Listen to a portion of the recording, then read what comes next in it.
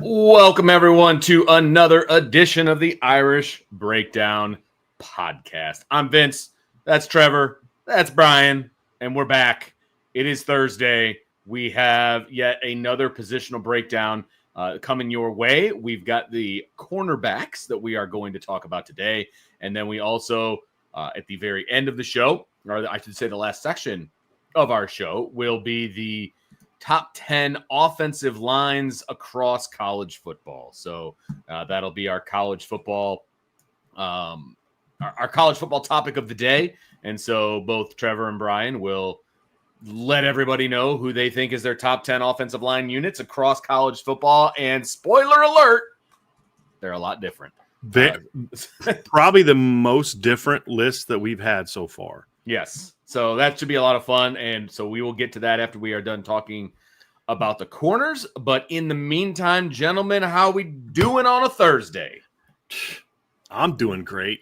I'm ready to rock and roll. Trev sent me his top 10. I sent my top 10. Man, I'm excited. I'm excited about what this show is going to look like. I'm excited about talking about this position group and the offensive lines, and it's going to be a blast. And hey, here's something I want to say to the chat right now. Obviously, hit that like button, subscribe, all that good stuff. Make sure on the message board. But also, I got to be honest with you. These shows are way more fun for me, right? And makes me want to do them every single day when there actually is interaction in the chat about what we're talking about, especially these rankings, because I know this is one where people have an opinion. So if you have a top 10 ranking, give us your top 10 ranking. But if you don't have your own, but you have thoughts on ours, share it. You don't have to have your own top 10 or top 5 to be able to have an opinion on ours. Like, hey, I don't have a top 10, but man, I'll tell you what, I like this offensive line a lot that you had low or that you didn't have on there, whatever the case may be.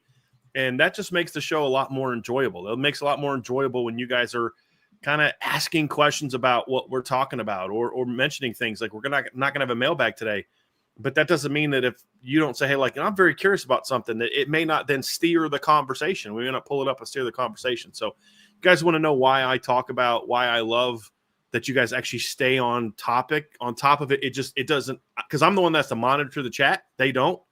It's distracting when I'm looking over. They're like, what in the world is going on in the chat right now? But it just makes the show more fun for us when the chat is more engaged and asking questions and diving into the things that we're talking about. And it's going to be fun. And so, our Archer, tell us why you think we're wrong on wherever we rank Ohio State's offensive line. It makes it more fun. And I just wanted to explain that so people understand, this is why we like the chat during the show to be about what we're talking about once we get started. It just makes it a lot more fun to do. And especially for a topic like the offensive line, this is kind of a topic where a lot more people have opinions about things. And so I'm looking forward to diving into that.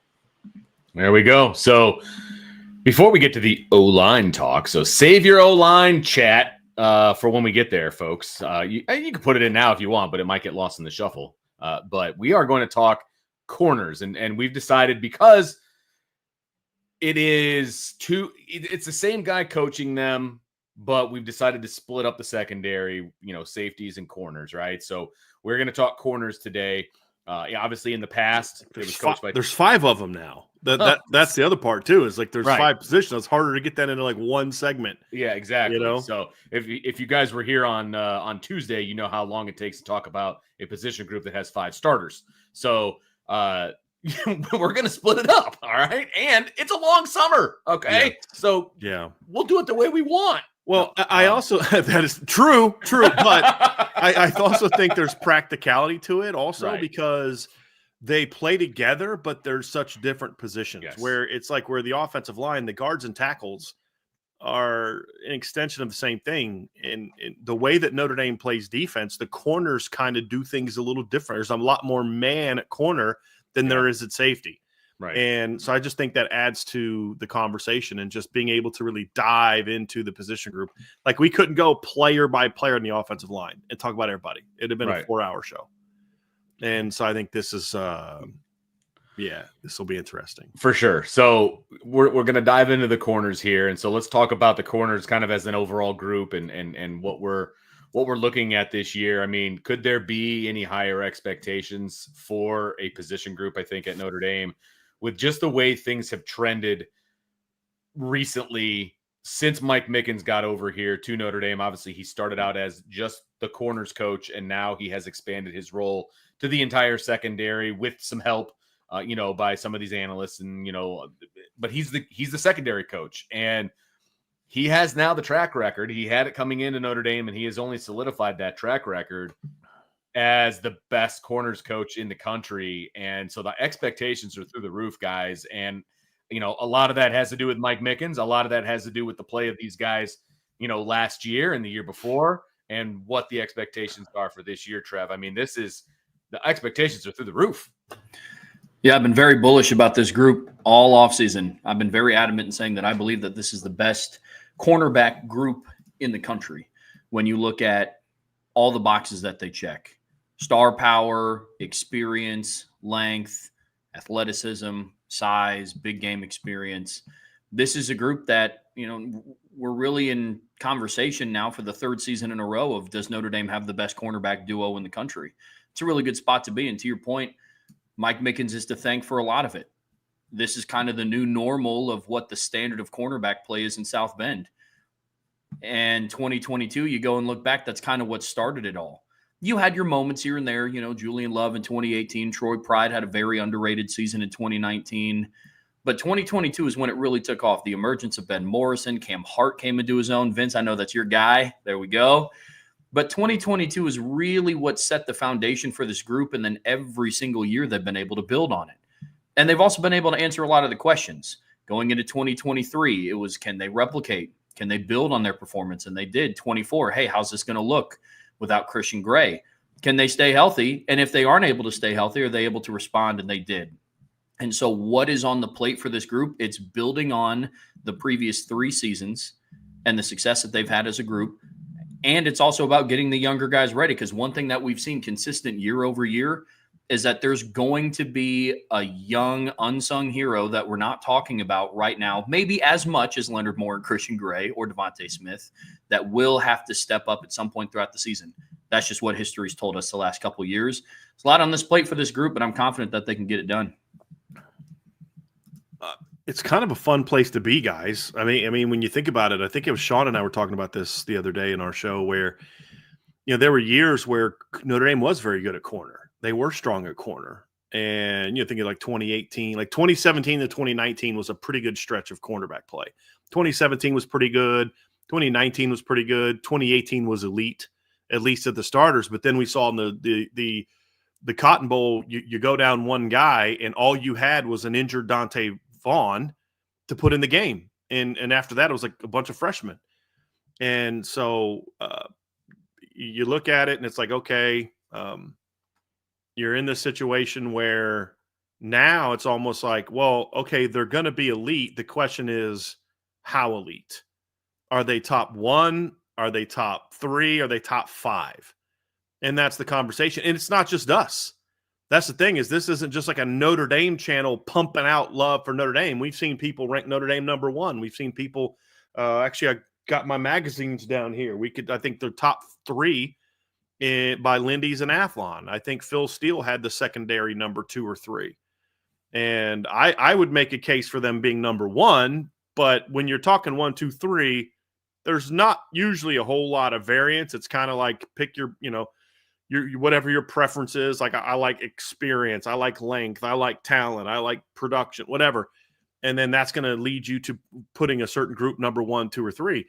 But it's everybody just kind of assumes that now. Oh yeah, they lost Xavier Watts and they lost, Jordan Clark, who's a pretty good nickel, and Benjamin Morrison's gone. And so you're thinking like, okay, now they're going to start doubting the Notre Dame secondary again. And this is one position where nationally it's like they all just start assuming this. And it's the Mike Mickens effect, to your point.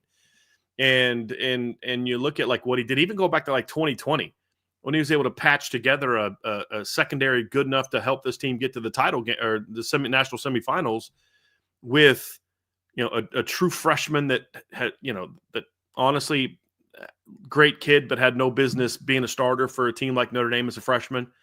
did a great job getting Nick McLeod, who was a guy that really struggled the year before at NC State, to come to Notre Dame, be a really good football player. Nick McLeod's still earning a paycheck in the National Football League. You talk about dealing with, I think you had Sean Crawford was part of that team, and all the position changes he'd gone through and the injuries he'd gone through. Of course, you had Kyle Hamilton, and you look at it and you're just like, how did that team have a secondary good enough to get to the championship, the ACC title game and then the college football semifinals. And then 21, we start to see improvement. And then 22, they start to really take off at corner. I think corners became the strength first. And then Notre Dame had been producing individual safeties. But outside of the Jalen Elliott, Alohi Gilman duo, safety hadn't been great outside of in most seasons. It was okay in 15. It was okay in 12. But it hadn't had like the highs like the corner room in 2018 or the cornerback room in 2015. I mean, I think Cole Luke and Kavari Russell were a much better duo than Max Redfield and Elijah Shoemate. And that doesn't mean that Elijah and Max weren't good football players. They were in 2015. But that corner duo was legit. And you think of 2014 with Cole Luke and Cody Riggs when Kavari Russell got suspended was a really good duo for that team for much of that season. Safety has also been more up and down, but safety came along later as a unit because even as recently as 2023, you had a really good, solid veteran in DJ Brown, an athletic but real shaky backup in Ramon Henderson to go with your star, Xavier Watts. Last year, it was you had a star in Xavier Watts, you had a real quality starter next to him in a Don Schuler, and then you had a veteran, experienced, productive number 3 in Rod Hurd, who was changing position. But I mean, you think about, I was watching the Georgia game last week, and I'm like, dude, I forgot how many big plays Rod Hurd made in that game. You know what I mean? Like, Adon made a big play, Xavier made some big plays, but Rod Hurd also made some big plays in that game. And now it's just kind of like, okay, you would just assume whatever transfer they're going to get at nickel's going to be a good player now. You just assume, and then you look at the talent and you're like, oh man, like this is going to be a really talented secondary. But the cornerback room is really, to me, where it started under Mickens. That's where they really took their first step towards being elite. That was 2023 with Cam Hart and Benjamin Morrison. And I'll say it again, I'll put that cornerback duo up against any team in the country that season. And then, of course, last year, you were able to overcome a major injury to Benjamin Morrison and still have an elite cornerback room, in my opinion. And or I don't know if I'd say elite, an outstanding cornerback room. Now, what can this duo do together?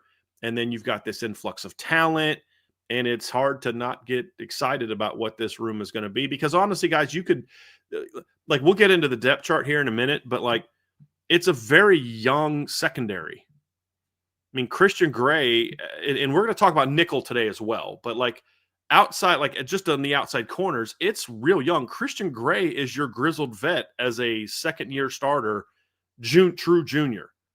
Like, I mean, you could talk about Chance Tucker. He hasn't played a whole lot of football. Chance is obviously an older player, but the rest of your depth charts, like Leonard Moore, true sophomore, Carson Hobbs, redshirt freshman, and then a bunch of true freshmen. This is a position, however, where I don't value experience as much as I value talent. And when it's not like offensive line where it's like, if you had 3 new starters on the offensive line that were all freshmen or sophomores, you're like, this is going to be a long year. If you had 3 like 5-star, like what we view as legit 5-star players at nickel, corner, in field corner, boundary corner, and one was a sophomore and 2 of them were freshmen, I'd be like, yeah, they're going to have their ups and downs, but dude, they're big time.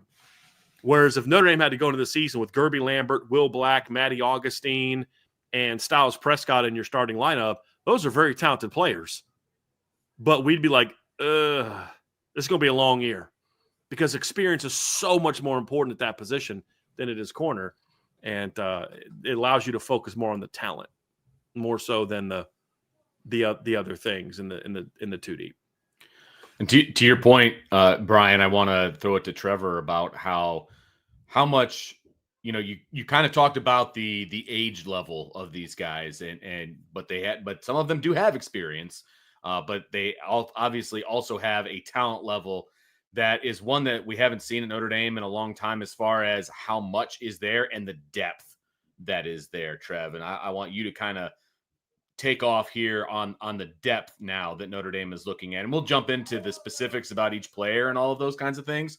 But just the depth overall, it's not a situation now. One guy goes down. It's like, oh, okay, now what? I think they've got some answers there. Yeah, they do. And we've seen some players emerge over spring that kind of helps put the mind at ease, I guess you could say, when it comes to the depth in the room. Carson Hobbs had a really impressive spring. Cree Thomas, an early enrollee, had an impressive spring. And then obviously they got their summer reinforcements in Dallas Golden and Mark Zachary showing up as well. But Bryan, to your point about, youth not being an issue, at Notre Dame specifically, Mike Mickens has proven that isn't a problem. Ben Morrison stepped into the starting lineup in 2022 as a true freshman. I think he did all right. You know what I mean? Christian Gray, he got his opportunity to shine against Pittsburgh. And then just to kind of add icing on the cake, he had a one-handed interception in the dominated that game. Yeah.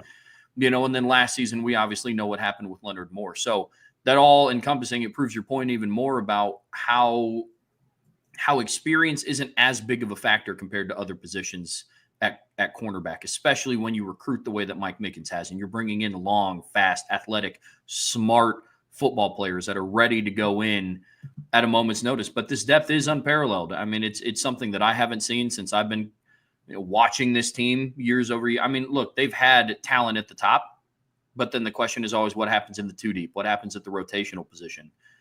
Leonard Moore was rotating in against Texas A&M. A lot of people think the first snaps he took in a meaningful game was against Louisville when he earned his first start, but he was ready to go as a freshman. It took a little bit of time for him to get his feet under him. And then with the unfortunate injury to Ben Morrison, he was able to step into the starting lineup. I foresee a little bit of that this upcoming season as well. I think Carson Hobbs is like a year removed from what Leonard Moore was last year. I think Carson Hobbs can be the rotational guy that Leonard Moore was this past season. Then you have three really talented true freshmen coming in Cree Thomas, Mark Zachary, and Dallas Golden. So depth in this room is in a much better position than it was last year, and it wasn't in a bad position last year. And so it's just continuing to stack good classes with good proven players. Well, not proven, but good athletic players. And it makes me excited for the season, to your point. No doubt about it. I mean, this is a supremely talented group. Some lack experience, obviously. They're true freshmen, but there's a lot of kids to really be excited about. And again, we'll jump into that as we move forward. Is there anything you wanted to add, Bryan, about the depth of this group? Yeah, I think the thing that this is going to sound kind of weird, but like in the hands of a lesser coach, I'd probably be more concerned about the depth. Because in theory, like I said earlier, I don't worry as much about lack of experience with young players. I just don't. Vince, you nailed it. Like in the last 3 years, they've had two freshman All-Americans. Right. Benjamin Morrison in 23 or 22 last year, Leonard Moore. And as we've said before, if Christian Gray would have had more opportunities, he likely would have been a freshman All-American as well, the way that he played in 2023. It's talent, sure. But talent has to be developed also. And my excitement about this, and I shouldn't even say excitement, part of my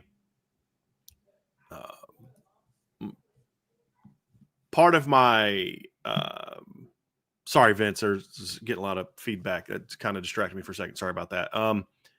Part of my, I don't know, like the word to use here, like why I don't focus on the experience as much is because of the proven track record of the coach. And it's not just like Leonard Moore and Benjamin Morrison came to Notre Dame in two very different circumstances. Meaning Benjamin Morrison is the son of a former NFL defensive back. He was a lot like Joe Alt, where he just kind of showed up knowing how to play that position. And then you look at Leonard Moore, and he was just more of like that raw athletic kid who missed a big chunk of his senior year because of injury. He wasn't in the same position that Benjamin Morrison was. But yet, pretty early, he had passed up Jaden Mickey in the depth chart pretty early.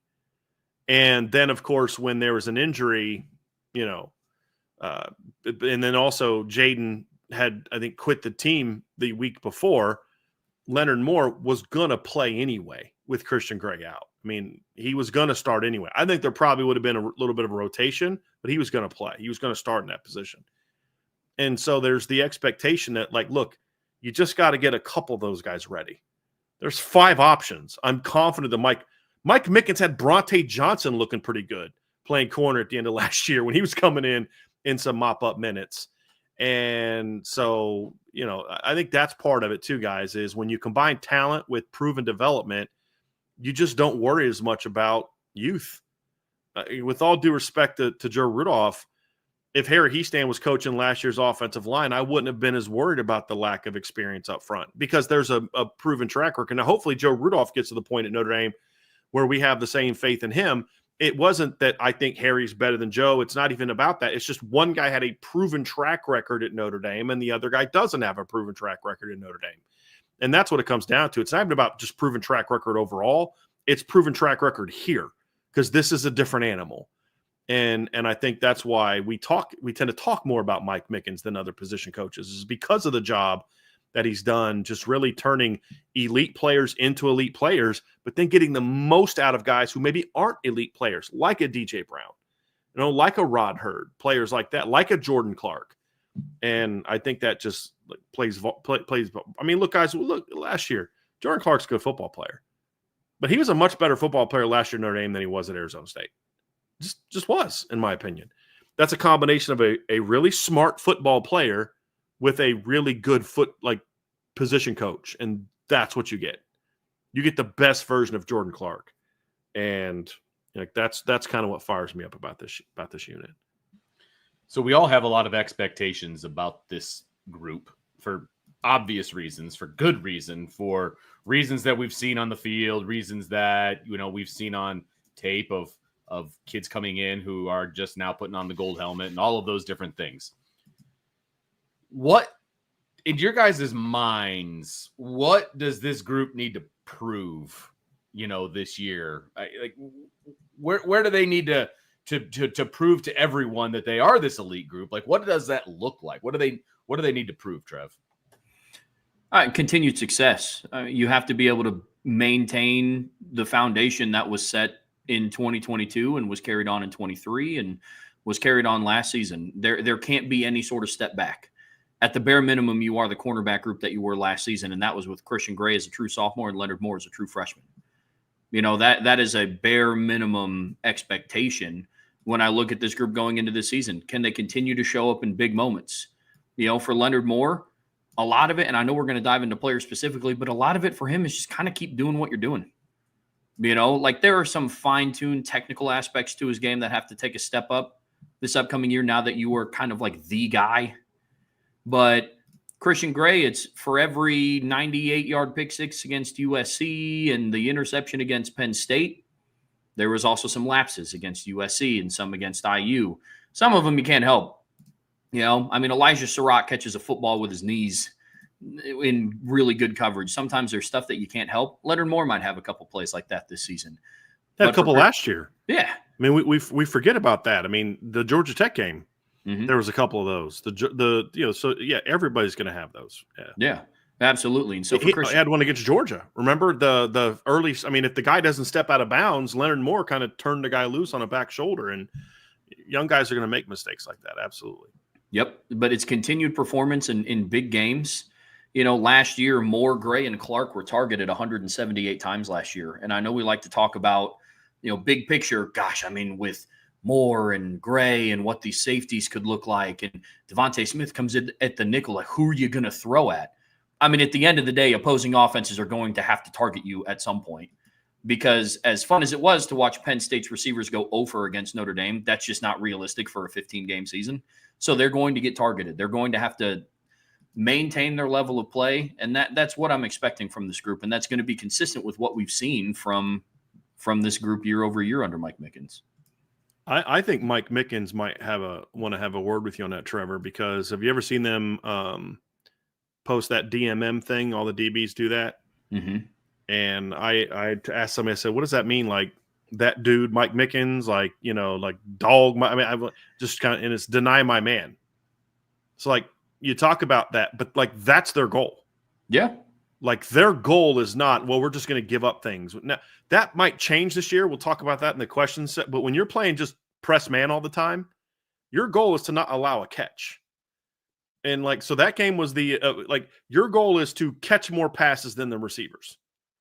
which they did against Penn State. You know what I mean? Sure so did. It's like, I don't mean that to be, I'm not trying to throw shade at Penn State. I'm saying like, that's what they strive for. That's the standard he holds them to, is no, we're not going to give up any completions, because you're playing off coverage and they complete a hitch route. That's not, you're not catching the ball on me. That's just like, that's a no cover zone. And that's what I'm curious to see if we see more of that this year. But no, you're not, your goal is to not allow them to catch any passes. And it's interesting how, you know, like that mindset that they've created. You're not going to always deny people. You're not going to go a whole season and not give up a catch. Deion Sanders gave up catches. Champ Bailey gave up catches. You know, Darrell Revis gave up catches. But I love the mindset of, no, that's your goal. And if we don't do that, then we can get better. If we give up a catch, we can get better. And I just think that's an impressive mindset. But I think it all leads into why this group plays with such confidence. They are fundamentally sound. They are confident, and they are productive. And it's now 3 years in a row going into 4 where, I mean, imagine this. Somebody asked me what's different about a Marcus Freeman-led team. And I said, look, this team is so much more athletic than people realize. Still, to this day, I don't think people understand the athleticism this team has.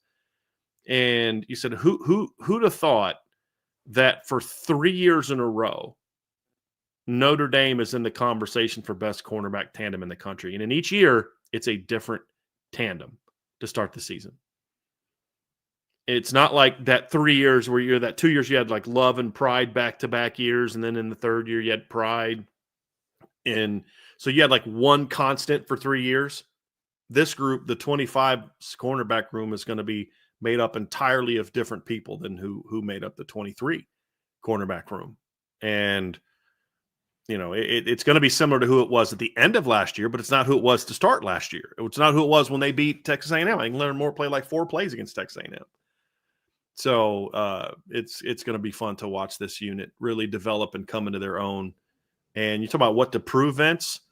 Prove that you can be an elite cornerback room, not an elite cornerback room for a bunch of young guys. That's the difference. Last year, you know what? I can live with this mistake from Christian Gray. I can live with that mistake from Leonard Moore. This year, it's like, nope, you guys got like Christian Gray. You got it. Like, I think what's his snap total up to now? Let me pull up old Pro Football Focus and go to Christian Gray, but I'm pretty sure he's creeping up close to 1,000 snaps now. I would imagine. He played 796 last year. Leonard Moore played 736, and Christian played 190. So yeah, he's at 994 snaps in his first 2 years. Leonard Moore has 736. So you're talking about two guys that have over 1,700 career snaps. Devontae Smith, I don't know, has played as much as those two guys have at Alabama. And then you add a nickel into the conversation in Devontae Smith, who I'm excited about and we haven't even really got into yet. You know, but he's a guy that came from Alabama that's got 477 career snaps. So your 3 starting, level 2 players have got over 1,100 career or 2,100 career snaps between the 3 of them. That's actually, shouldn't even say that. Like just last year, they were at about 1,900 to 2,000 snaps, which is an impressive place to be. One of the things that you can pretty much count on this group so far, really ever since Mike Mickens took over, is that these guys are going to be, big in the big moments. And when we're talking about something to prove, that, they just need to continue being big in the big moments. Obviously, they need to be big in all the moments, but I think they also need to be big in the big moments, Trev, right? I mean, that's going to be the hallmark of a good to great secondary. And that's where these guys need to belong. Yeah, couldn't agree more. I mean, look, at the end of the day, unfortunately for Christian Gray, despite the really good season he had last year, a lot of people are just going to walk away and remember the 3rd and 11 in the national championship game. That's not fair to him. That's not fair to his performance throughout the entire season, but that is what it is. He was a true sophomore last year in his first year in the starting lineup. To take that next step, it's you play better on that position. As a coaching staff, you put your players in a better position on that 3rd and 11. It all goes together with improving this upcoming year. To Brian's point, prove you're an elite cornerback room in general, not just for a group of young guys. I think that's very well said. Because last year you could hang your hat on, okay, first year in the starting lineup, true sophomore, they're going to flash. You are a junior now. We've been very we boasted a lot about the youth of this group. And it's like, oh, man, can you believe how good they are for how young? It's like, yes, young on paper, but they have between the 3 starting cornerback positions, over 2,100 career snaps. Now it's time to turn that into, this is just a lockdown group week over week. And if they face each other again, it can't be the conversation of, oh gosh, can these young guys hold their weight against a Carnell Tate or a Jeremiah Smith or a Ryan Williams or a, Clemson receiving core. It's, hey, Clemson's receiving core has to face Christian Gray and Leonard Moore and Devontae Smith. That's what's going to have to change. I'm not going to evaluate this group based on what they do against Stanford or what they do against Purdue, with all due respect to them. It's, what do you do in the postseason? That's my measuring tool. What do you do against USC's receiving core? Because they worked you last time they played you. How do you bounce back? How do you rebound? I think knowing the mentality of that group, they're going to have something to say about that on October 18th. Now, I know that game's circled down their calendar, specifically Christian Gray's, which I'm very excited to watch number 6 go to work against USC this year. But that's how I evaluate it. How can you continue to improve in big games? It's taking that jump, and I'm excited to watch it happen. Trev, you're new to this. Vince, you and I have been doing this together since 2010. I mean, that's when we first met covering Notre Dame team. It is wild when you think and reflect over the last 15 years just where Notre Dame has come at certain positions, to where now each of the last 2 years, I would argue 3 years, I felt more confidence about Notre Dame's cornerbacks than I have about Notre Dame's offensive line or tight ends. Yeah. And that's not necessarily a knock on those 2 positions. It's just how high the cornerback position is going, right? Exactly. I mean, look, exactly. You remember, I know you remember this, when we would talk about recruiting and we would talk about defense and we would talk about Notre Dame is never going to get a high-end defensive lineman or a high-end corner. Like, that's just never going to happen, and people just need to be okay with it. Like, that's what we were being fed. You know what I mean? Like, that was, hey, if you're going to be a Notre Dame fan, that's just the way it is, and you're just going to have to deal with it. You might get a diamond in the rough here or there, and that's cool, but it was never going to be a consistent thing. Well, I believe Mike Mickens and Marcus Freeman have kind of debunked that particular theory, but that we were fed that for a long, long time covering this team. Yeah, and what was always true was it doesn't have to be an elite corner recruit from the standpoint of he's a 5-star. I mean, still haven't landed a 5-star corner. It's more so, don't assume that those are the only elite corners. Because again, I'll point back and how many of the 5-star corners would you trade for 3-star Leonard Moore? How many of the 5-star corners in the class of 22 would you trade for 3-star Benjamin Morrison, which is what he was ranked when he committed to Notre Dame? And so there's a level of trust in the evaluation, because Vince, you and I are not naturally trust the coaches people. But this is one where it's like, but once the track record is so established, you just do kind of assume it's going to be that way. You still evaluate it fairly, but you still kind of assume that there's going to be there because of the combination of you trust the talent that's being acquired, and then you trust the staff to get it to that point. And I do think when it's speaking of cornerbacks, I'm going to say something. They made a savvy move this offseason to bring in Andy, I think it's Buh, is how you say his last name, Buh, who's a longtime veteran position coach in college football. I'm going to pull up coach's resume. He's been linebackers coach at Illinois before. He's been a assistant coach at Arizona. He's been an assistant coach at Purdue. He's been an assistant coach at Maryland. Like, he has been around for a while, has been an analyst in recent years. And I think bringing in a veteran like that to assist with Mike Mickens, as opposed to it being Marty Biaggi, helps ensure that Mike Mickens is still going to be able to spend the time in practice with the corners to try to keep this thing rolling. And I think that's an important piece to this. Mike Mickens is still the head honcho of the entire secondary, but you can't coach 2 position groups at one time in individual periods.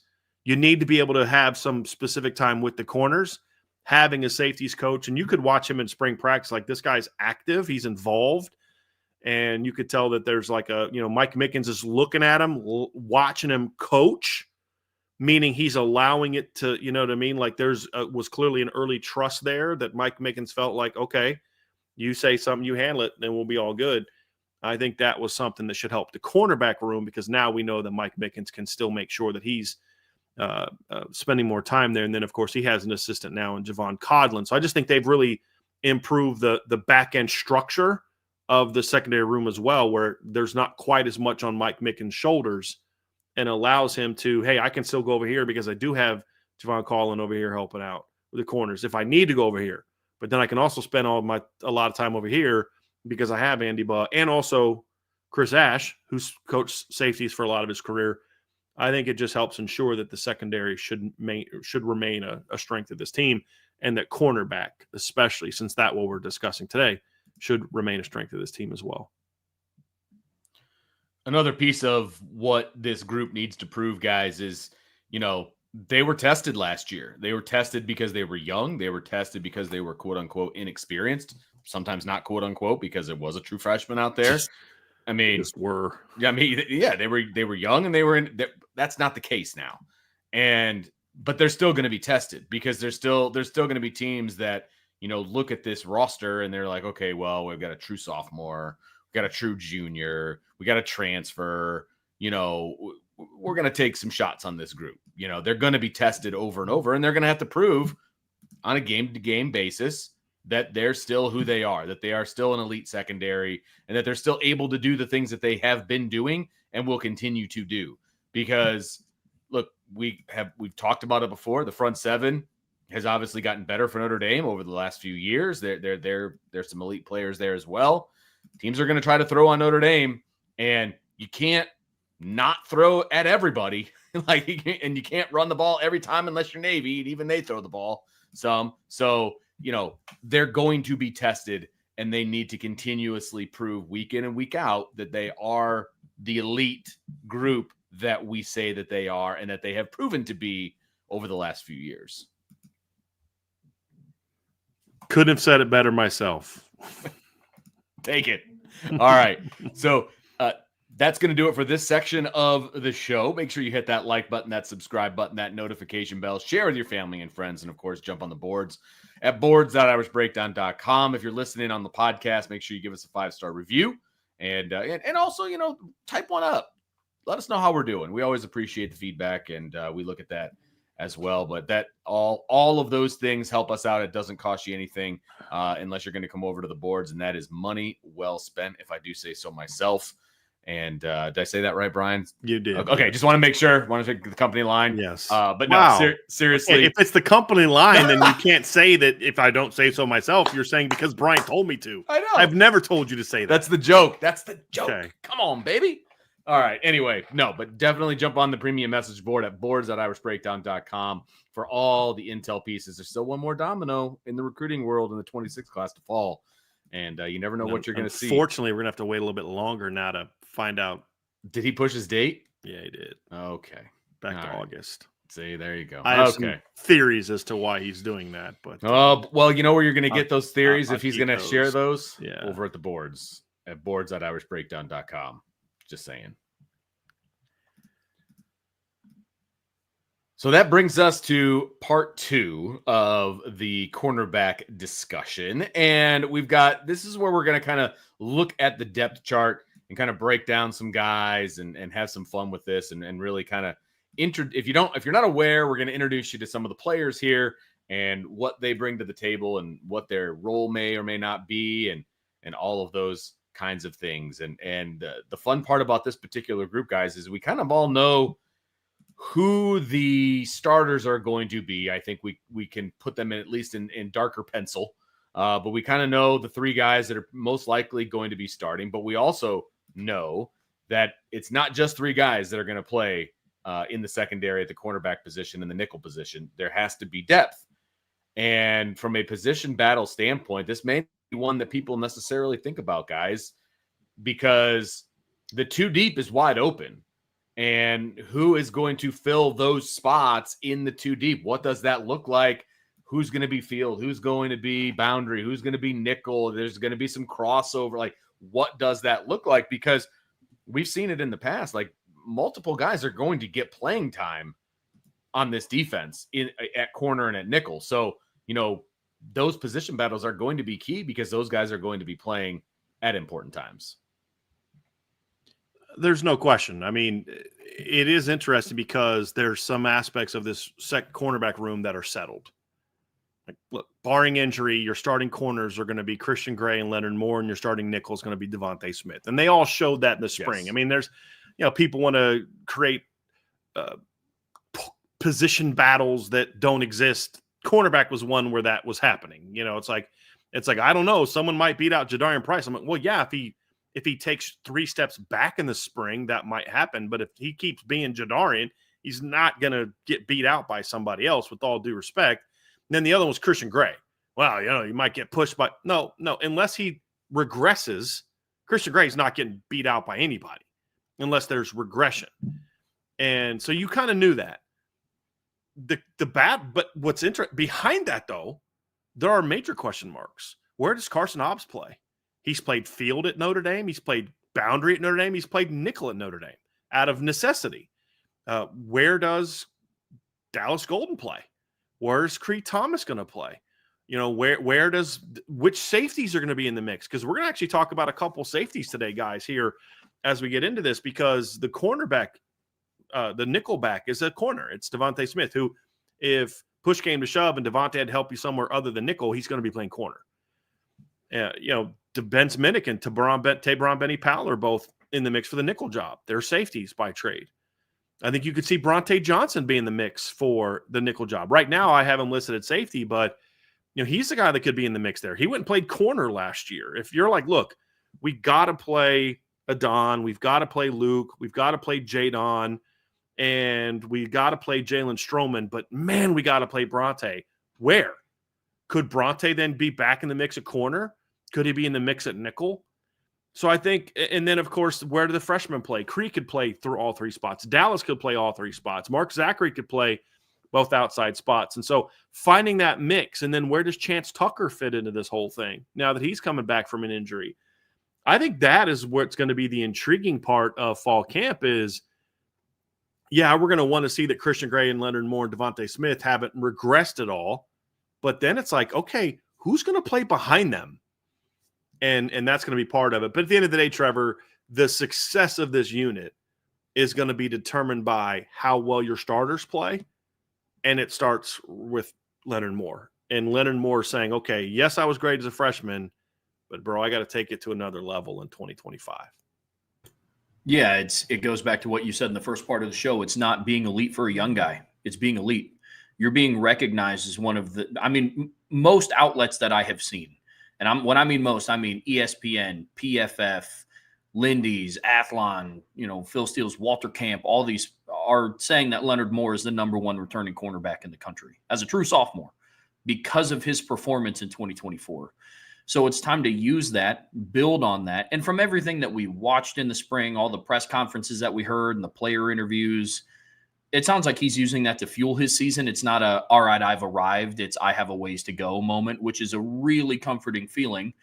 Attribute that to that young man and how, he views the game, and then also the coaching that he's receiving on a daily basis. But Leonard Moore, from a skill set standpoint, continue on the track that you're going on. We talk a lot on the show about if so-and-so can just make the freshman to sophomore jump. I'm excited to see what the freshman to sophomore jump looks like for Leonard Moore, who was already playing at a very high level last season. Right. What does that look like for him? Right. Well, and Trev, also, if you know anything about Leonard Moore's family, you also understand where that humility comes from, because that's always a fear for me when a young player has success. And like I said, Vince and I have been doing this a lot longer. Trust me, we have seen plenty of freshmen and sophomores who had breakouts who just never were that player again. And sometimes it was on them. Sometimes it was on coaching. I point to Cole Luke as an example that I think he was ruined by the defensive coordinator more so than him. But Cole Luke's a guy that regressed the longer he was. His best year by far was his sophomore year. And, that's just kind of the nature of it is some guys have that success as young guys, and it fuels them. Because, you say, where's that fuel come from? And part of it's like, hey, I have a lot to prove. But part of it is I have a standard I have to live up to. And my team needs me to be this kind of guy. And so it was good to see Leonard putting in that work in the spring. And then obviously he's going to have to continue that this summer and say, look, what I did last year was fine, but I played great for a freshman. Now it's about, I just have to play great, period. And I think that's fair to say. I don't know that Leonard Moore was one of the 5 best corners in college football last year. I don't believe that he was. But he was the best of the freshmen and sophomores by far. And a lot of the other guys that I viewed as better than him are gone. Travis Hunter was better than him last year. I mean, I believe that he was. Now he's got a chance to prove that, hey, I'm not just the best corner here. I'm the best cornerback in college football. And he has the talent to be so. Notre Dame doesn't necessarily need him to be that. They just need him to be the best version of himself. And if that ranks him number 1, 2, 3, 4, 5, that's fine. But just be the best version of yourself, which means what?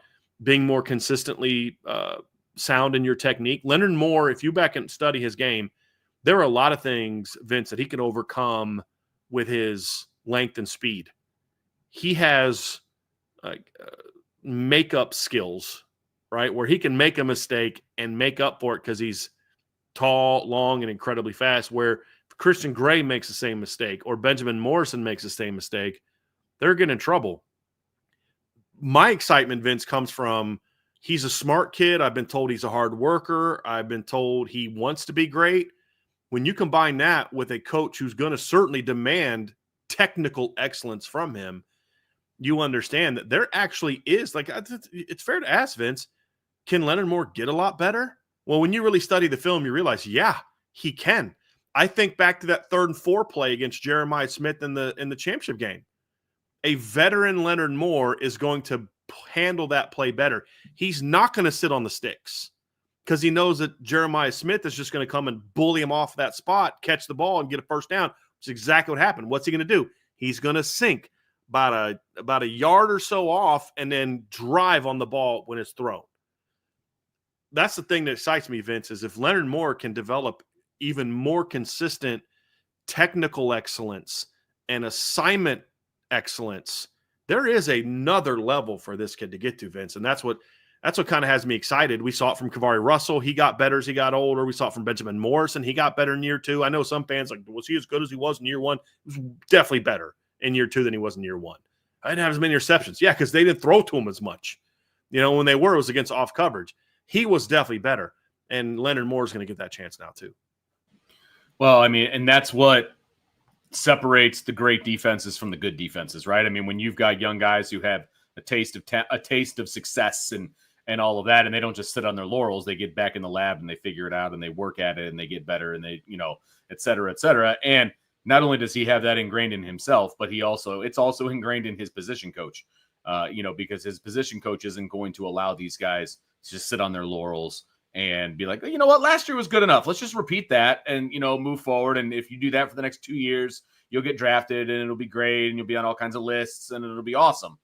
No, we're going to get better and we're going to do this together. And hey, look at my track record. I will make sure that you get better and then we'll be better as a group. So you love to hear that about your potential best player, on the team or, in this room. You love to hear that. But then you also love to hear that there's guys that are like, hold on a second, I'm pretty darn good too, and I'm getting better, and I'm going to push, and all of those things too. And that's what makes these position battles in the 2 deep so exciting, Brian. I mean, it is. It's super exciting. Yeah. What also is exciting is it's not just Leonard Moore at corner. And the guy that I'm very curious to see this spring is because there's a level of, based on what I've heard about Leonard Moore's offseason, the only question is, will he get better? I have no fears of a regression. And if Leonard Moore just plays like he did last year, he's still a top 5 to 6 cornerback this year. He wasn't last year, but as I said, a lot of the guys that I would rank ahead of him are now in the National Football League. Jediah Barron's not in college football anymore. You know what I mean? So, I guess I don't worry as much about Leonard Moore right now. Like, yes, we're going to evaluate him and make sure that he hasn't regressed and he's gotten better.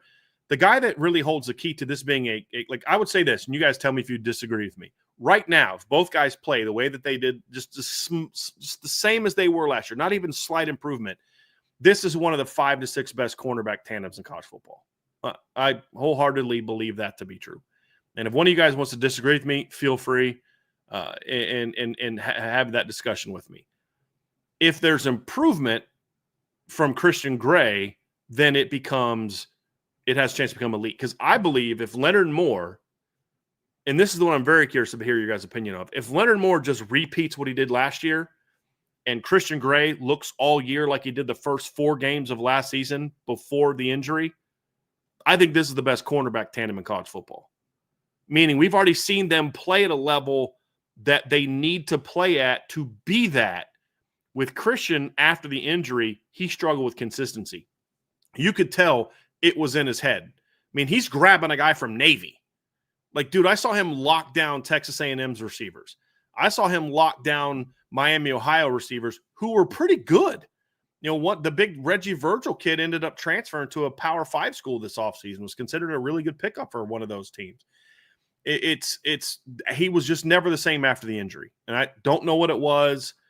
But if he can get back to being that guy, that alone makes them, in my opinion, arguably the best cornerback in college football. But if Christian Gray can then improve, become better with his footwork gets him in trouble a lot.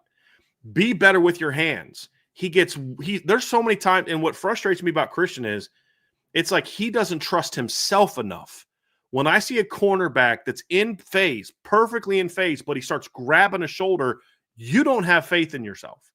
He was in good position where he didn't have to do that. That's exactly. I think that was the most. I mean to step on you there. No, please do. Go for it. That's the most frustrating thing about Christian Gray when he would have some issues is that he would be in great position. He didn't need to put his hands on like that and get himself in trouble and allow refs to throw a flag or he'd lose the ball. Because he's focused on grabbing and he'd lose the ball. So frustrating. Where you'd see Benjamin Morrison being in phase. And you got your hands on. You're not letting the guy free run. You get your hands on, but then there's he's reaching. There's a difference between I got my hands on and then he's reaching. Where Benjamin Morrison would have his hands on and then he's now reading your eyes. When you go back to the ball, he's going to go find the ball. And that's the thing with Christian is he was in such better position a lot of times he would get beat.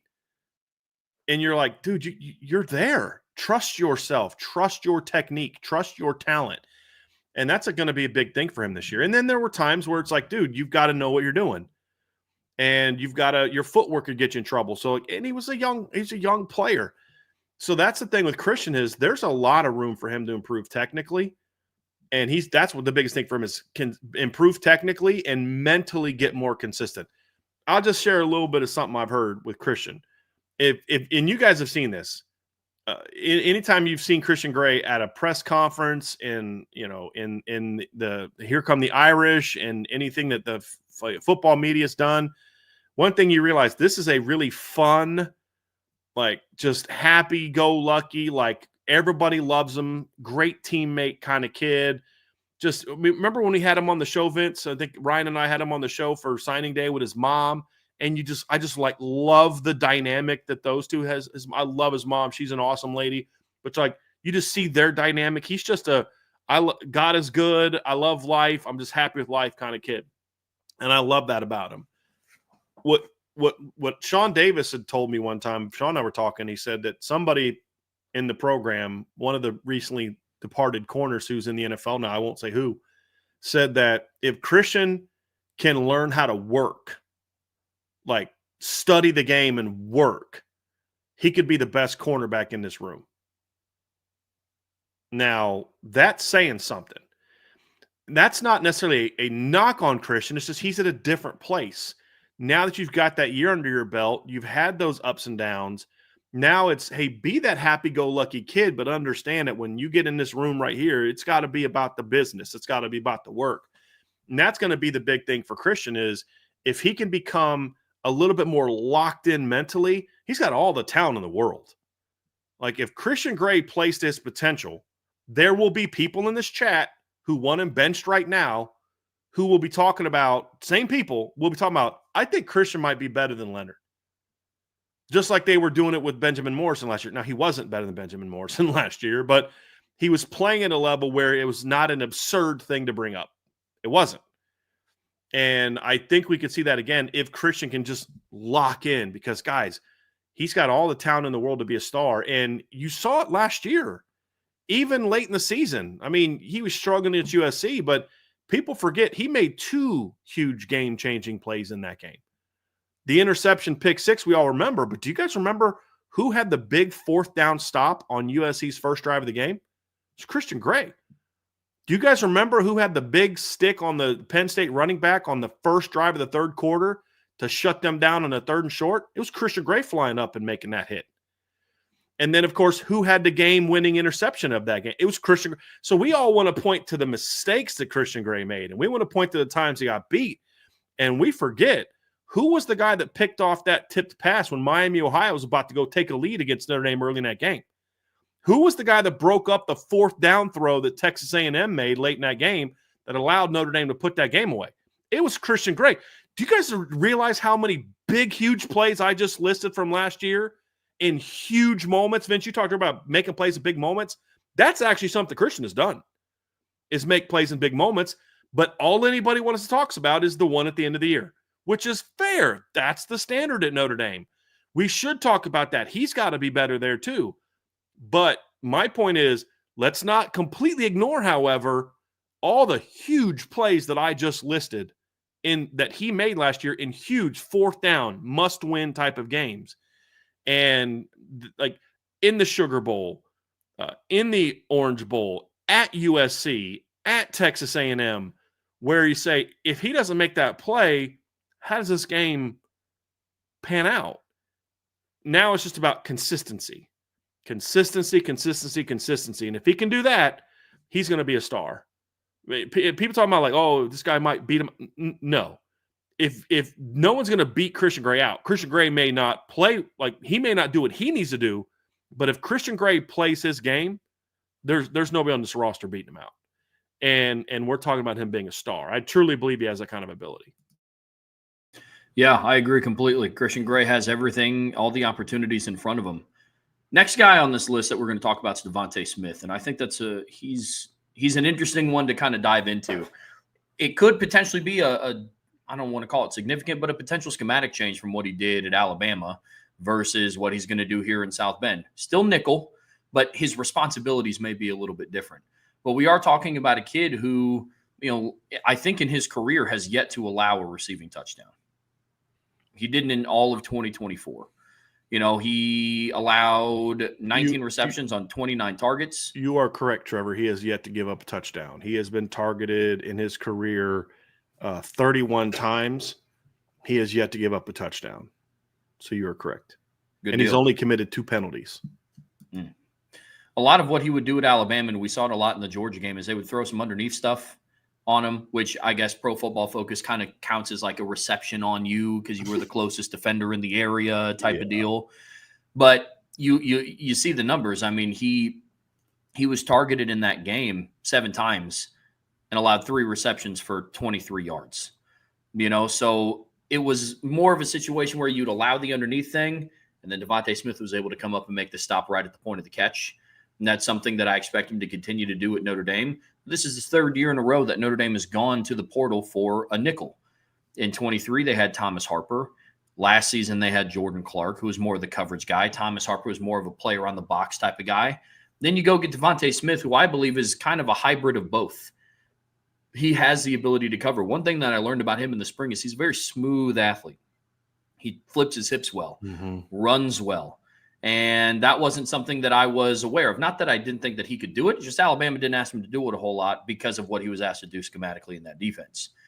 And so I think that he's a good blend of what Thomas Harper was able to do around the box, and he provides you with some of the coverage aspects of what Jordan Clark is about to do. But that trio, and if Devontae Smith is what we believe him to be, is why I'm so confident in saying that I believe that this is the best cornerback room in the country right now because of not only the elevated play of what we expect Christian Gray to have, the consistency of what Leonard Moore is going to have, but also now the unlocked potential of what Devontae Smith is going to bring to the table as well.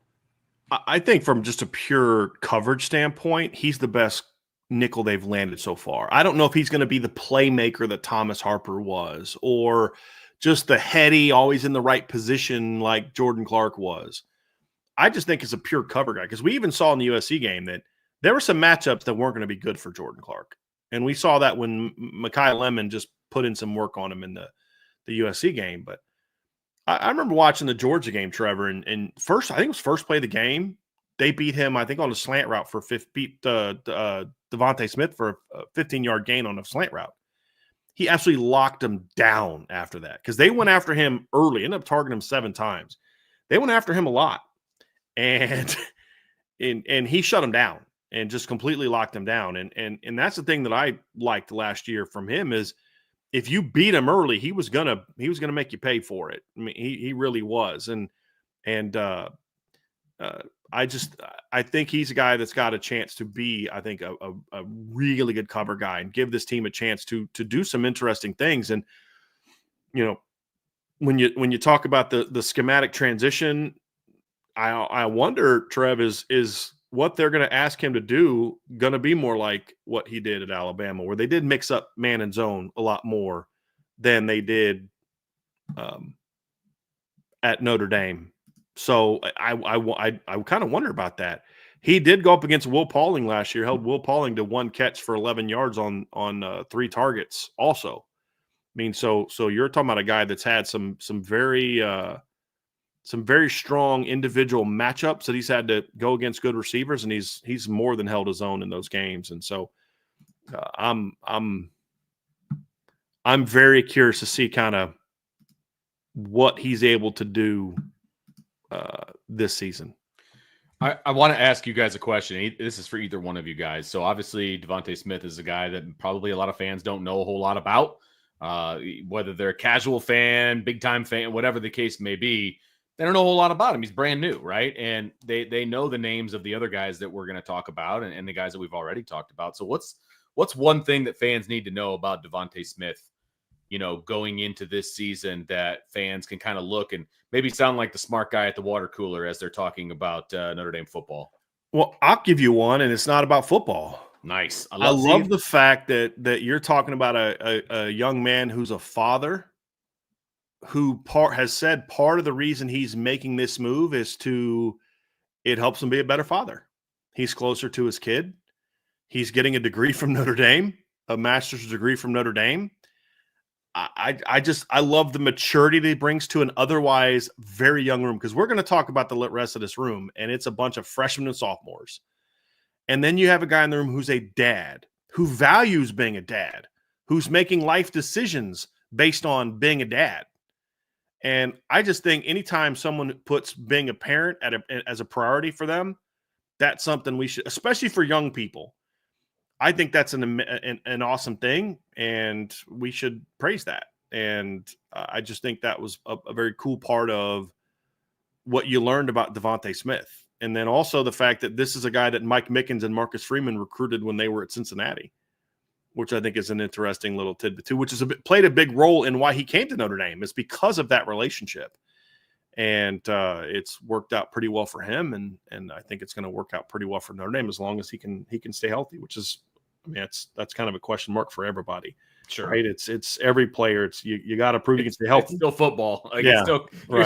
You're still crashing into other grown men's bodies. Like everybody we hope stays healthy, and it's difficult. So I think it's a cool human story, but I also think it impacts the football room because 100%. You have that real veteran presence. And I think a Don Schuler's like 20 years old going on 40. You know what I mean? Just like right. With the way he is. I think that mature presence is going to be helpful in a room that's going to be otherwise very young. I'm not even talking about experience. I'm talking about young. Like just age-wise, just 18, young, 19 years old. Yeah. Yes. They still have teen Devontae Smith's been through some stuff that he can use to help Dallas Golden come along as a young man and help Mark Zachary and Cree Thomas and even Leonard Moore and Christian Gray. And I think it's a positive. Love it. When you look at how this room is made up. Love it. I put Bryan on the spot on that one too. So I dig that. I dig that. I think it's a very unique storyline. I don't normally talk about players' personal lives. Sure. But the reason I brought it up in this instance is because I just want to praise a young man who's trying to make the best of being a dad. Vince, and I've been there. You've been there. You remember a young dad to be a young dad. Not as young as him, but still 20 in my you were early young, mid 20s. Yeah. Right. So you do change the way you do things. You do things for your kids. That's the way you. But Vince, that's not a lot of young people in today's era. That's it's a just shame. not. That's a shame. So when you see it, that's awesome. Yeah. But I'm also bringing it up because I do think it has a football impact as well, in that he's looking at life different. He's a fifth-year senior. There is no more football after this for him. Right. Every other kid in that room has football, college football, they perceive. Now, you never know. Terrell Davis probably thought he had a lot more years of NFL play going into 1999 as well. And stuff happens. But in Devontae Smith's standpoint, I don't know that I got football after this year. Right.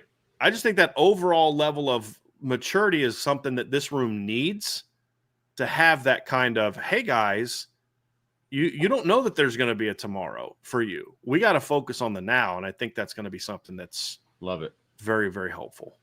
Very helpful.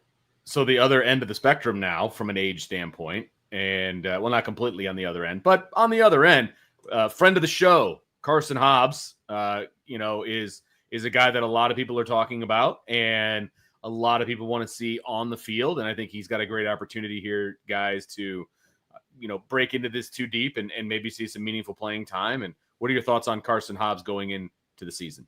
I think, Trevor, the first thing that I want to ask is, where's he going to play? I mean, when I'm filling out the depth chart, I'll pull it up again, and I put Carson at field because that's what he played first in the blue gold game. But we've seen Carson play field. We've seen Carson play boundary. And then this spring, we saw Carson playing nickel throughout the spring as well. He didn't play as much of it in the blue gold game, especially not early because they needed him outside. But in some of the practices we saw, he was playing a lot of nickel. So I think the first thing with Carson Hobbs is, and it wasn't because Mike Mickens just likes moving guys all around. It was out of necessity because, Chance Tucker wasn't out there. The only early enrollee freshman was Cree Thomas. So you didn't have, Dallas Golden, you didn't have Mark Zachary, and you didn't have Chance Tucker. And you wanted to limit the reps for Leonard Moore and Christian Gray, who played a lot of football last year. So it forced Carson to move around. I think that's going to benefit him down the road. That's the biggest thing for me, Trevor, is where does he play? And that's going to be decided by where he best fits into the room as a key number 2. And I think it also the moving around says, could he just be the number 3? Meaning he's the next guy on the field everywhere. Or at least, I don't know that I'd throw that at him in game 1, but maybe he could play both field and boundary, and he'll come in for a series. So let's say Christian and Leonard play the first 3 series of the game. And on series 4, he comes in for Christian at field. On series 5, he moves to boundary, and then Christian comes back in and he gives Leonard a breather. And then now you're back to 2-1-1, 2 off, 1-1, 1 at field, 1 at boundary, 2 off, 1. I could see something like that happening with him. And so I think that's the biggest question is, where is he going to play? And is it going to be 1 spot, 2 spots, or 3 spots? But the one thing's for sure, Trev, Carson Hobbs, barring injury, is going to help this football. You got to stop saying that because that's true for every team, for every player. But he's going to help this football team somewhere. We just got to figure out where. Yeah, his elevation this spring is what made me a lot more confident in this group and in this group's depth.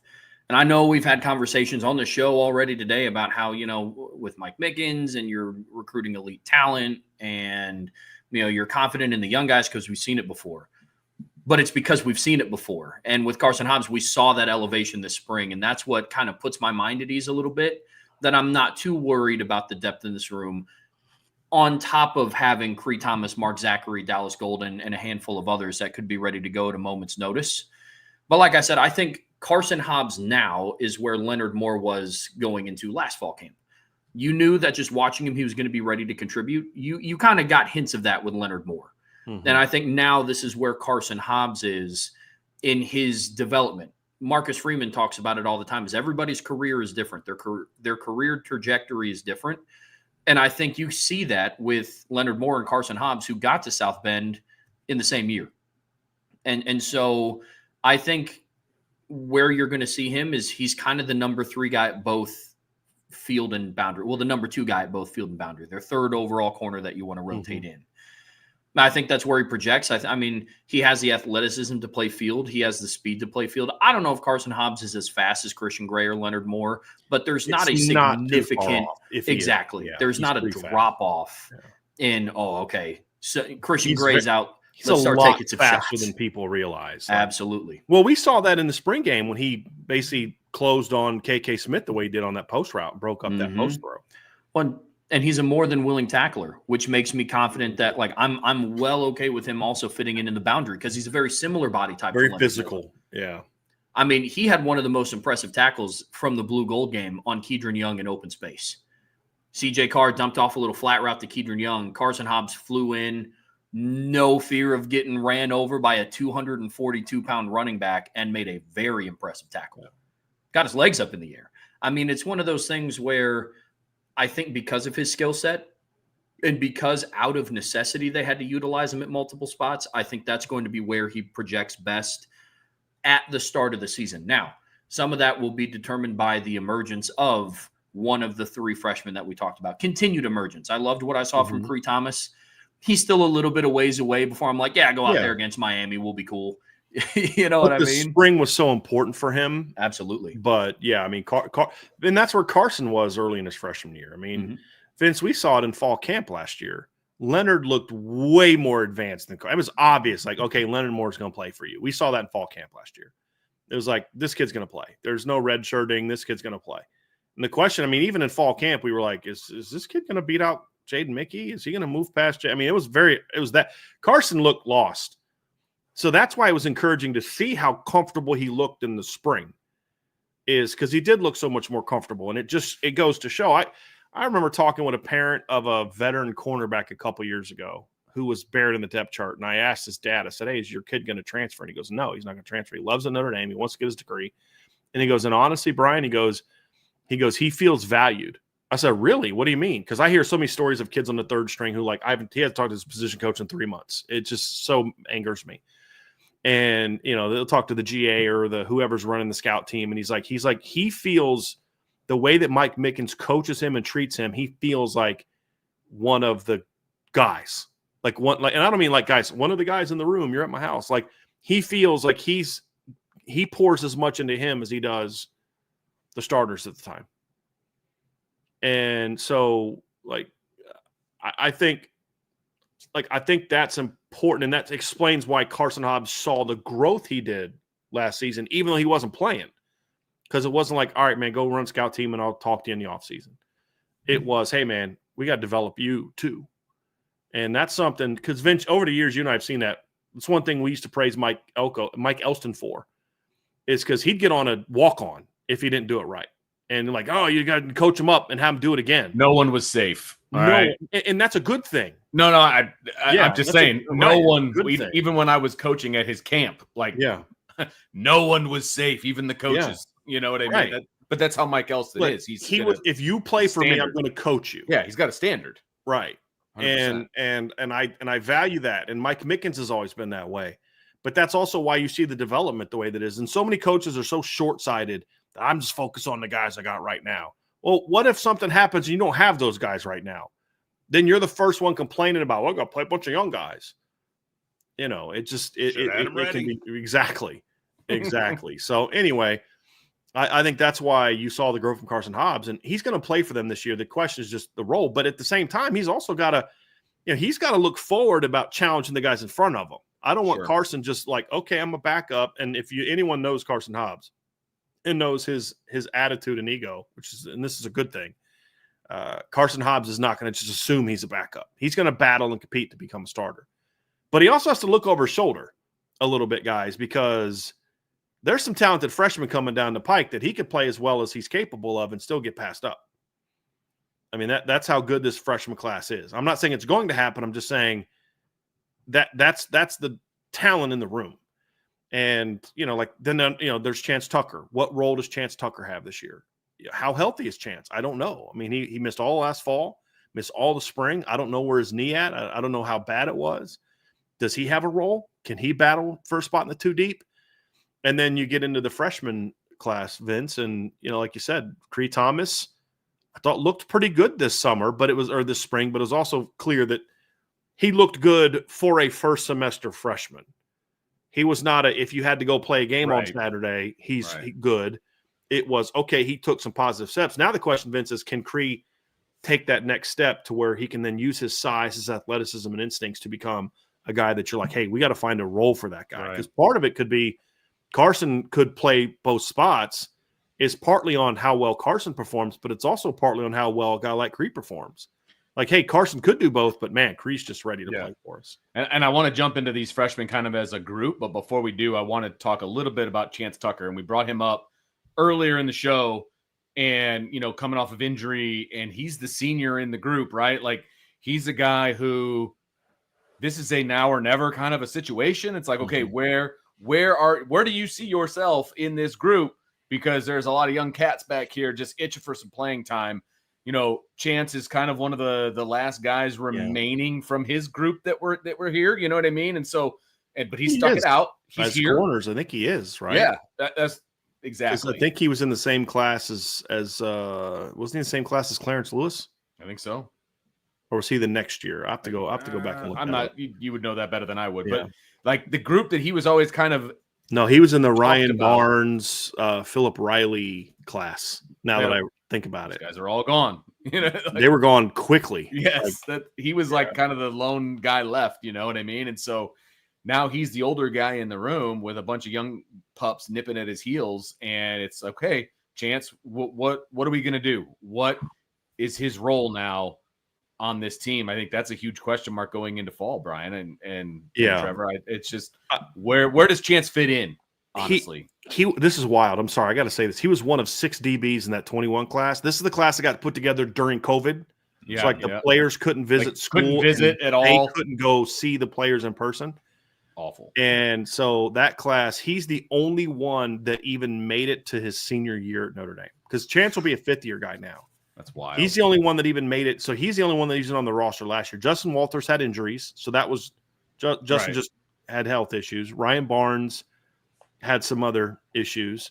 Philip Riley got kicked off the team real quick. JoJo got kicked off the team real quick. And Kari G transferred after his freshman year. and I just think it's a testament to Chance Tucker that 100% in today's era of student athlete, Chance Tucker could have bailed and no one would have blamed him. No one would have said a word. No, everybody like, yeah, I understand. Just like they understood about Clarence Lewis. But to see him stick it out, and because number one, he wanted that Notre Dame degree. And if you know his mom and dad very well at all, you'd understand why he values the Notre Dame degree the way that he does. He's going to get a chance to get a master's degree. He's been a great teammate. The players love him. You just hope that he can find some sort of role, whether that's in the 2 deep or on special teams. You just would love to see the young man have a chance to taste personal success on top of being part of the team's success. But, I mean, you watch how the players interact with him last year when he's on the sidelines. You can see he's a kid that's very well liked and respected. That's why he's being brought back. He was always a little bit of a step slower. Like, Chance was always a really smart, heady, instinctive player, but he just couldn't run well enough like you need. And I don't know how that's going to be now that he's had an ACL injury. And that's my concern with Chance is that. Yeah. But I'm hoping that he can find some sort of role either in the 2 deep, in a situational package, or on special teams. But he's one of those kids that maybe he never plays a meaningful snap, but you look back and you're like, I loved having that kid in my room. I love that he was part of that unit. He's a glue kid. Like it's you need those kids. You just do. Yeah. And we've all had them in our room, and it may not be a kid that's going to get all the headlines and is going to be a starter necessarily, but it's a glue kid, and he holds people accountable, and he is always there, and it's just I always called him a glue kid. Like it holds your room together, and that's an important piece. And so we'll be keeping an eye on what. And if they ask him to go down and play special teams, Chance is the kind of kid that most likely he'll just go down there and play his butt off. Yeah, 100%. Give you the best he can. Yeah, no doubt. Kids like that. Yep. So I want to make sure we talked about Chance Tucker before we moved on to the freshman group, and this freshman group's a special group, Trev, and there's a lot to talk about, and Bryan to kind of touch on Cree Thomas, and there's a couple of other guys in this group as well. So I'm going to give you first go at the true freshmen and kind of where they stand and what could they look like here in the potential 2 deep and special teams and, redshirting, all of those different things. I think a lot of those things are going to be answered in fall camp. Yeah, these three freshmen is their emergence and their development over the summer and into fall camp is what I believe is going to take this room over the top. I compare it to the difference between like Penn State's running back room and Notre Dame's running back room. Because at the top, like at the starting position in Notre Dame's cornerback room, I mean, you got Christian Gray, Leonard Moore, Devontae Smith. I don't know if it gets better than that across the country as a whole. At Penn State's running back room, you got Nicholas Singleton and Katron Allen. Does it get much better than that in college football? I mean, obviously, we believe it does. We rank Notre Dame's running back room ahead of them. But there are a lot of arguments out there that at the top, you're kind of splitting hairs. What separates Notre Dame's running back room from Penn State's is Notre Dame's running back room. You got Aeneas Williams, and you got Kedron Young, and you have Nolan James, and you have Jabron Payne. And that's what this freshman class can do for this Notre Dame cornerback room is, yes, you have Leonard Moore. Yes, you have Christian Gray. You have Devontae Smith, who is only here for a year but can make his impact felt like all the other nickels. You have Carson Hobbs, who came on in the spring. Can he build on it? But then if you start to look deeper on the depth chart, and depending on how their fall goes, you might not have to look that deep on the depth chart. You can then say, oh, yeah, and they have Khari Thomas and Mark Zachary and Dallas Golden. All players. Order. Exactly. And they're all players with diverse skill sets, something that we've seen Mike Mickens do a good job of recruiting and bringing into South Bend. It's not just, hey, you're our boundary because you can kind of only play boundary. Dallas Golden can play all three positions. Dallas Golden could play a little bit of safety if they needed him to. You know what I mean? Dallas Golden could play running back, receiver, field safety, boundary safety, field corner, boundary corner, nickel. Yeah. Like, that's a unique cat right there, man. Yeah. I mean, you got Mark Zachary, who coming out of high school, I think is their most natural cover guy at this moment. Yeah, and then, he's played the position the longest. Yeah, I would agree with that. And then senior. Oh, about, Trev, because he's down near where you are. Mark Zachary was Mr. Football this year, Vince, in Indiana, correct? Mm-hmm. For a team that was terrible. Yeah. Like, Vince, you've been in the state your whole life. You got to be pretty darn good to win Mr. Football on a bad team. It helps if you live in Indianapolis, though. But there's a lot of really good players on good teams in Indianapolis. Absolutely correct. To win Mr. Football in Indianapolis because on a bad, when I mean bad team, I don't mean they went 5-5. I think they went something like 3-7 or something like that last year, Vince. Like, they surprisingly bad because they played for the state title the year before. 5-6. Actually, I was wrong. They were 5-6. They won 4 of their last 5 to get to 5-6. They started 1-5, and he was a dominant player on both sides of the ball. That's why he won it. It's because he was so good on both sides of the ball. But I'm actually gonna, just to get us all in a good mood while we're talking here, I'm just gonna play some of the highlights or some of the highlight clips of the freshmen. Cool, me. Yeah, but anyway, I know it's cool, Trev. I know it's cool with Vince. That my man loves some film. Yeah. But look, at the end of the day, those three freshmen can unlock the true depth of what this room has the potential to be. Because right now, what it is potential. We have yet to, even in a practice, watch them strap on some shoulder pads and a helmet and get out there, and we see them go through coverage drills. We obviously know what they're capable of doing at the high school level. I'm extremely confident that it's going to transition over to this level because of who their coach is and because of the skill set they bring to the table. But if they can break out and emerge, you're going to have, for all intents and purposes, an unloaded amount of depth, and it's very, very young. And it's something that they can continue to build on for years. But this freshman class is really, really exciting. It is. And look, when you talk about them, they're all different players. Dallas Golden is a guy that is just what position does he play? And your answer is almost like lazily, like he plays football. No, what position he's playing? Yeah, I heard what you said. My answer is my answer. Well, what position does he play? Okay, dude, what snap would you like to know the position he's playing? Because it varies. Sometimes he's playing like right here. This is Dallas Golden, who ran for almost 3,000 yards the last 2 years running a go route at wide receiver. Sometimes he's playing corner. Sometimes he's playing nickel. Sometimes he's playing safety. He's just a great football player. And the question with him is how quickly, and this goes to what you were talking about, Trev, how quickly can Dallas learn the finer points of playing corner? That's my question with him. The athleticism is there. He's an elite athlete. the competitiveness is there. He's an elite competitor. I mean, if you play for his high school coach, you better be. And you look at he was a kid that's like, hey, coach, I'll play wherever you need me to play. And he showed that. And he's got length, he's got athleticism, but he's technically not a incredibly sound corner because he hasn't played it a ton the last couple of years. Everything he did is just off God-given ability. And that's not a knock on his high school team, because we've said this before. The job of a high school coach is to develop young men as people and win football games. It's not to take a kid and put him at the position that's best for Notre Dame if that's not what's best for his high school team.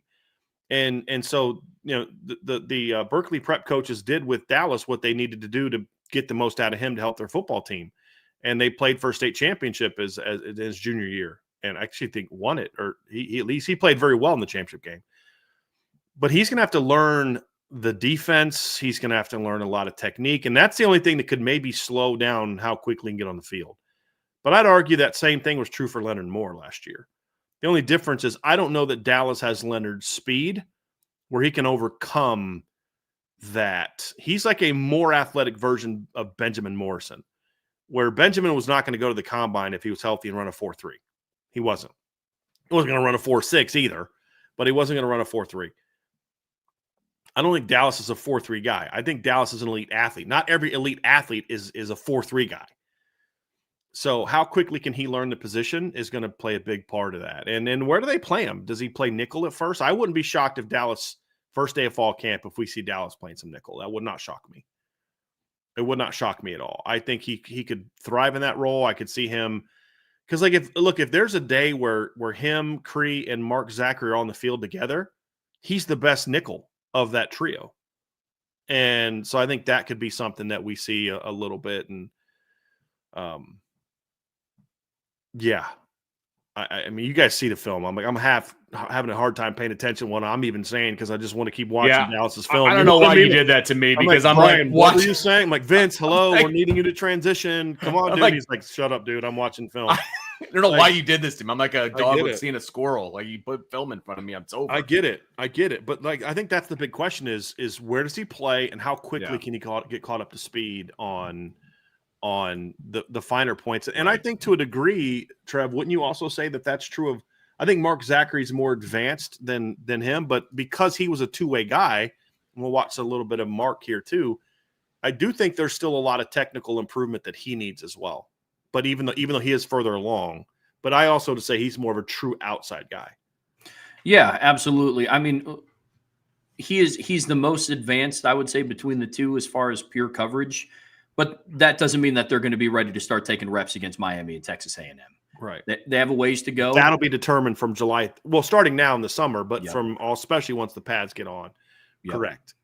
Because we've talked all offseason about how it's not an outside chance that Mark Zachary and Cree Thomas and Dallas Golden see the field in meaningful minutes and not just in the mop-up duty that you typically see true freshmen come in on. Like it wouldn't. Now, do I think they're going to be in a shootout game with 2 minutes left to go against, if they're there in the regular season or in the playoffs? Do I think they're going to be in those moments? As of right now, I'm not betting on it, but they have the talent to do it. It's just about, to your point, fine-tuning the skills. It's about working on the technical aspect. It's working on becoming a better football player, and they are still going to have to get acclimated to this level. In fall camp, you're not going against Indianapolis high school receivers. You're going against Jaden Greathouse. You're going against Will Pauling. Malachi Fields is going to be a little bit of a what have I got myself into moment. Yeah. The young receiver, young corners. Yeah. There's no doubt. And where I'm confident in this group is they have a skill set to where there's not going to be just this completely, lopsided advantage to those guys that I mentioned from an athletic standpoint. It's getting your feet under you to this level of the game. And every single freshman, whether it's a highly touted recruit or a walk-on, has to go through that to some varying degree. But if they're able to take that step, I'm going to feel a lot more confident about the depth of this room as they head into August 31st. That's for sure. I would argue this, and I'm curious if you guys believe. I think one of Mark Zachary or Dallas Gold need to play. And when I look at Mark, I think Mark's a very interesting player because he's really long. He's really athletic. I think he got faster as a senior. I think he's going to have to get stronger. I think the summer for him is going to be more about getting some armor put on that body as opposed to even more so than learning the technique. But that'll be important too. But he's a very instinctive football player. And that's where when I look at Mark, and this is junior film, he was a lot like I don't have senior highlights. I've seen senior film, but not senior highlights. And he got better as a corner as a senior. But I think for him, it's just about filling out because he's a little on the thin side. Dallas is put together pretty well. They're both thin for what you expect from freshmen. But I think Mark's got to get stronger. But he can play. I mean, they can both play. But I think at least one of them, if not both of them, need to be able to be in the 2 deep this year. Like not just because they're listed there. Because let's be honest, guys, there's probably going to be at least one, if not 2 corners listed in the 2 deep. But being listed there and actually helping are 2 different things. And so, we don't know when they're going to be ready to help against Miami or Texas A&M. But I'll say this, they better be because they're going to be needed. I mean, you're an injury away from potentially one of these 2 guys being in your starting lineup out of necessity. And I think that's a big part of why they need to grow up in a hurry. Because this is, I'd say, the one position on the team where there still is a need, and I would argue maybe tight end's the other, but I'd say this is the one of maybe 2 positions where you need your freshmen to still play. Partly because you had some recruiting woes in the past, but your current younger players are now your starters, so you need these guys to step in and perform because Jaden Mickey left last year. That we're having a different conversation now if Jaden Mickey's still part of this conversation. What say you, Vince, about that? I think that's a really good point because we just went over when we were talking about Chance Tucker and we went over his recruiting class and how it was a 6-man class and 5 of those guys have left for various reasons and some of them pretty quickly. And you can say that about, I think, the class that came behind him as well. And so, it's just a matter of. Well, then the one after him was Benjamin Morris and Jaden Mickey and Jaden Bellamy, and they're all gone. One guy. Oh, now they're all gone. Yeah, right. Exactly. And this would have been their senior season, and they're all gone. And they're all gone. Your entire senior, just true senior class is all gone. I'm gonna pull up that depth chart again. But what you're gonna find, guys, there's not a single true senior, like academic true senior, left on this cornerback room. Because you've got 2 fifth-year senior guys, and then you've got a junior in Christian Gray, and then you've got sophomores and freshmen. That's what you have, and that's what happens when I'm not saying they missed in the recruiting land, but just the way things worked out, you have a giant void there. So you've got younger one guys of them's gone because he was a high draft pick. That's good. That's the other one left because he got beat out by more talented players, and then we're in the era where you can just up and leave. Quit in the middle of the season. And I'm not trying to hammer the kid. He was going through a lot last year. Absolutely. And I wouldn't imagine being his age going through what he went through. And his teammates still love him and all that stuff. And then Jaden Bellamy left after his freshman year. He was never really a fit for Notre Dame. So it's part of all of those things. It's part of good reason why. Because Jaden Mickey's not here. Why? Because younger players, Christian Gray and Leonard Moore, were just better than he was. But to your point, Vince, you've got one player left on your roster from the 21 and 22 classes. And we're not talking about just corner. We're talking about safety as well. Right. And that's why you're in a situation where if you look at that left, so CL stands for class, EL stands for eligibility. Look at that. There's not a single senior on that group. And there's only 2 fifth-year seniors. One of them's a guy that just got in the portal. Right. Exactly. Chance Tucker's the only guy left from those 2 classes. And so, when that happens, partly because of recruiting evaluation, partly because guys who were talented didn't do what they needed to do, partly because one guy was really talented and left, which I don't blame him for. No. And then, another guy left because younger guys beat him out. So there's some good and some bad as to why you're in this situation. But the reality is you are in this situation. Yeah. Yep. And so now you got to count on some younger guys and you've got to let it play out and let these guys get older and you keep bringing in good classes and then you can fill that room up again. And the good that's news why is, they're taking big classes too, right? Yeah. I mean, that's why they're taking these large classes of that's why they brought guys. in 3 corners. And it's Right. why, remember, they were trying to flip a kid. They were trying to land a kid this summer or like late in the spring, right, who was a reclassified 26 kid. Remember the corner from Miami that they ended up losing? I think Florida ended up getting him. But Notre Dame came in second, a real close second for him, because they're looking at the depth chart and saying, hey, we need some guys to come in. It's right. why they're taking 3 corners again in 2026 class, because they know if Christian Gray's the player we think he can be, there's no guarantee he's back in 2026. Right. And only an injury is going to keep Leonard Moore from being on the team and, or being in the NFL in 2027. Right. So you're going to get to that group is going to be dominating this depth chart way quicker than you think it is. Yeah, exactly. And that's why you need these. It. And to your point, when we first started talking about this, that's why you need the freshman group to step up. I mean, they need to, because they're going to be counted on in the 2 deep, and they're going to be counted on guys to play, not necessarily start, but they're going to be guys they're going to be counted on to play and play in big moments and all of those things. And so, again, you got to let it play out. You got to allow these guys to get older and everything else, and you'll be back to a solid room at some point. But they're recruiting the talent, the way they're recruiting it. You're recruiting a lot of 3-year guys too, Bryan, and I think that part also needs to be, and that's brought okay. up, absolutely, that's absolutely okay. If Christian Gray is not on the team next year, odds are pretty good it's for a good reason. Right. And if you're a Notre Dame fan, this is going to sound bad, but you don't want Christian Gray on the team next year. You want him to have such a you good want year him to exactly. You want him to play so well that he's going to be a first-round draft pick next year. Correct. If you're a Notre Dame fan, you don't want Leonard Moore on the team in 2027. No. Because if he's on the team in 2027, that means he either A, didn't play well, or B, got hurt. He got hurt. And you say, well, but what about graduating? Most kids graduate in 3 years now. Right, because they're here every summer. Yeah. Yeah. And so I believe Benjamin Morrison, I could be wrong on this, but I thought he graduated. He might not have because he wasn't an early enrollee, but we've seen Tyson Ford just finished his true junior season at Notre Dame. He was part of the 22 class, true junior. He's transferring. He got his degree in 3 years from Notre Dame. Transferring as a grad transfer. As a graduate. Yeah. And so Mom wasn't letting him leave without a degree. No. No, she was not. She was like, well, I don't care about football. I mean, yeah, I want you to play football, but you're getting your degree from Notre Dame. Right. I love that lady. That was great.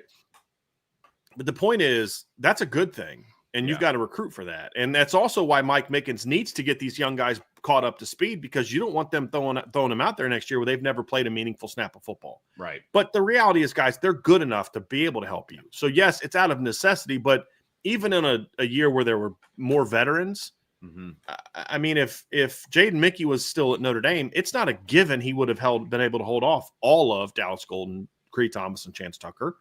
If Jaden Bellamy was here, it's not a given he'd be able to hold off all those guys. I mean, there's also the part of these are just really talented players. I want to know where I have them, right now pegged in as I've got Mark at field, Dallas at boundary and at nickel, and Chance to the boundary, or Creed to the boundary, excuse me. It's not Creed could play both outside spots. Mark could play both outside spots, maybe all three. And then Dallas obviously said can play all three. So I think part of the question is where do they play? But you're going to need this freshman class to help you out. And fortunately for them, it's good enough to help out. Yep.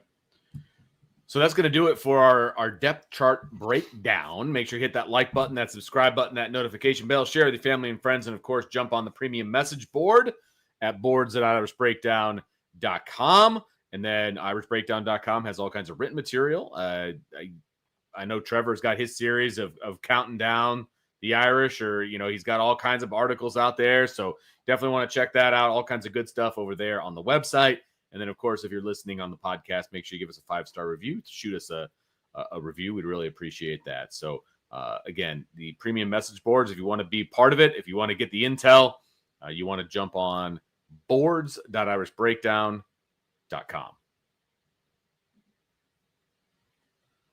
Part 3 of our cornerback discussion is our biggest questions about the group. And then we're going to talk about matchups, and then we're going to get into our bold predictions. So we like to have a little bit of fun with all of these groups and and put out some bold predictions and what we think can happen. And again, those bold predictions are rooted in reality, but they're also supposed to be some fun. And we'll see where the boys going to go with that. But the first thing we're going to talk about in this section, gentlemen, are the biggest questions. And the first question on the board, and I will let Trevor kick this one off. Can Leonard Moore build on his rookie season? Yeah, we touched a lot on it when we were kind of going through the depth chart breakdown. And I view the first two questions going hand in hand. Bryan brought it up earlier that question 1 and question 2 is kind of what puts this room from good to elite. Do them both, Trev. Just go ahead. Combine them. Like, do it. So question 1 that we had on there, like Vince said, was can Leonard Moore build on his rookie season? Can you go from being elite for a true freshman to just being an elite corner for college football? And then when you talk about Christian Gray, he wasn't the same player that he was, and we saw it on film, we saw it on the field, that he wasn't the same guy after his injury. If he can return to true form like he was the first 4 games of the season, and the Christian Gray that we saw against Texas A&M, against Miami of Ohio, and then in moments, the Christian Gray that we would see at times against USC and at times against Penn State and at times against teams on the back half of their schedule, if you can put that all together and be a more consistent player, I don't know if there's an argument to be made about who the top cornerback duo is in college football. I truly believe that.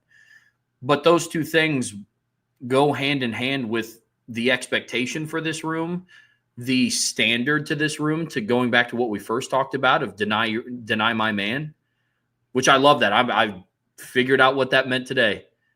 I really did. I was like, I always wondered what that meant. That dude, Mike Mickens, like that's what? literally what I thought it was.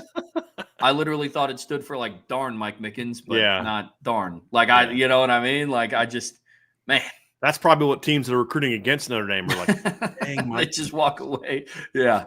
Yeah. There's a team in Happy Valley walking away going DMM. But at the end of the day, when you go and you look at this team, first and foremost, the potential of this room, the potential of the cornerback room will be kind of solved in questions 1 and 2.